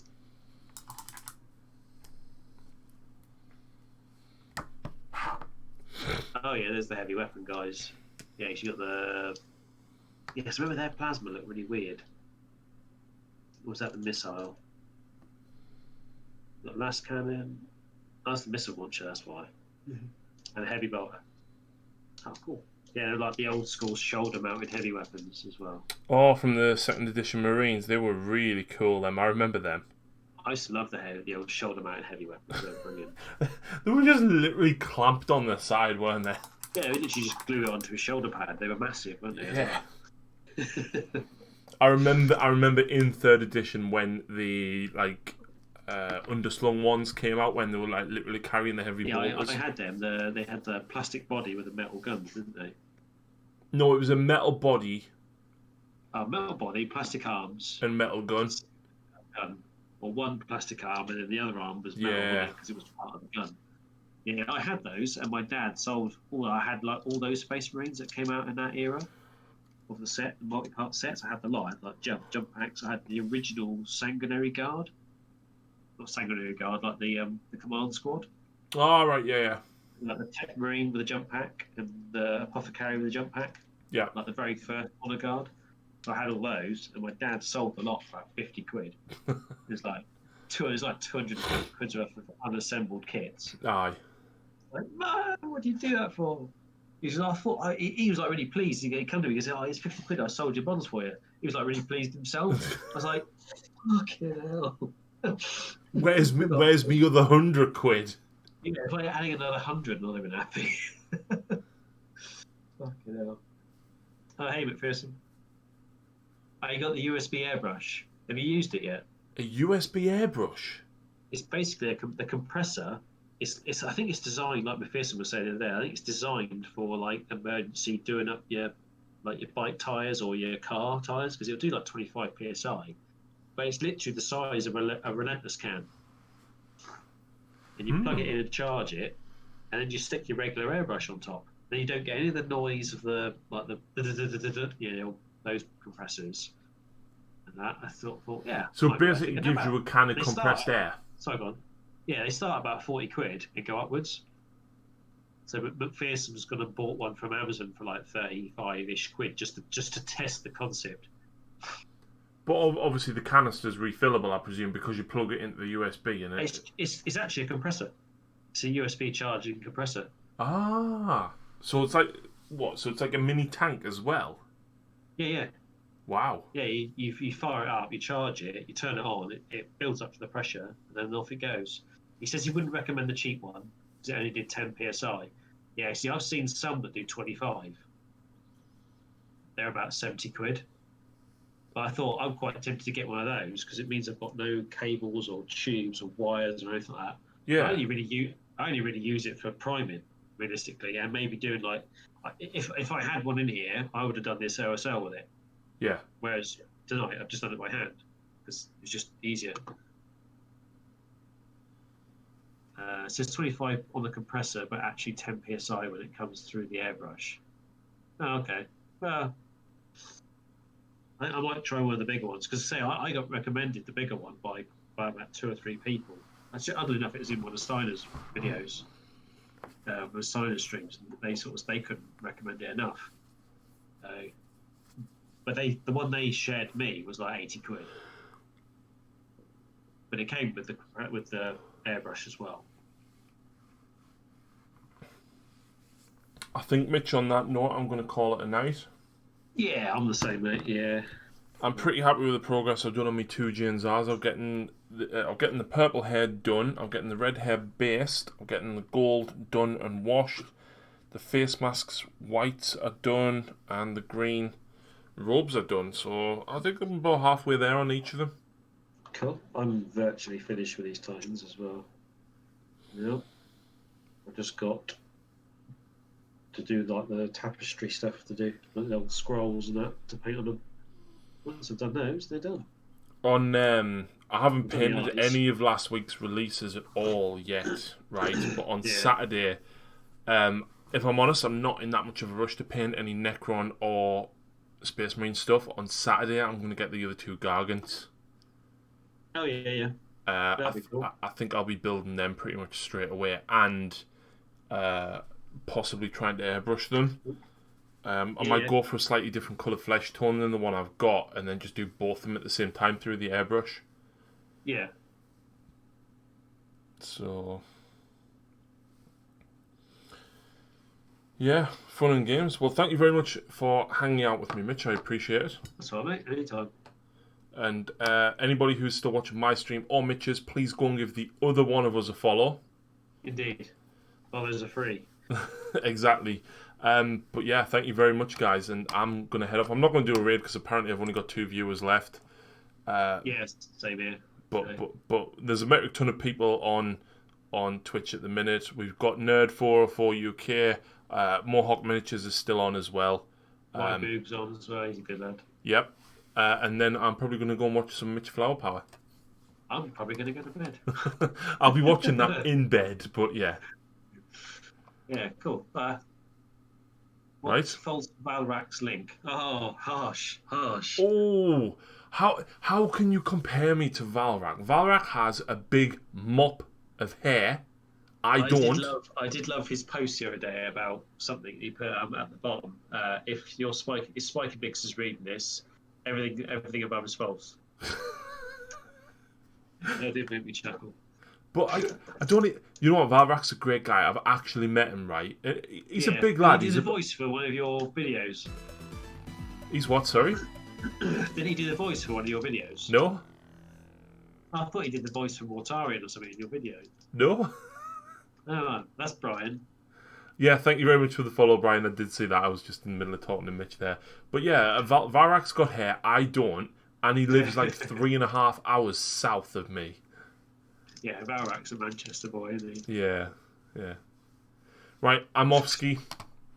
Yes, same here, mate. I'll probably catch you tomorrow somewhere. No worries. Thanks for watching, folks. Thank you for tuning in, and thank you for sharing your lovely time with me, Mitch. I appreciate it. Yeah, no problem, mate. All right, thanks very much, man. Take it easy, buddy. Bye.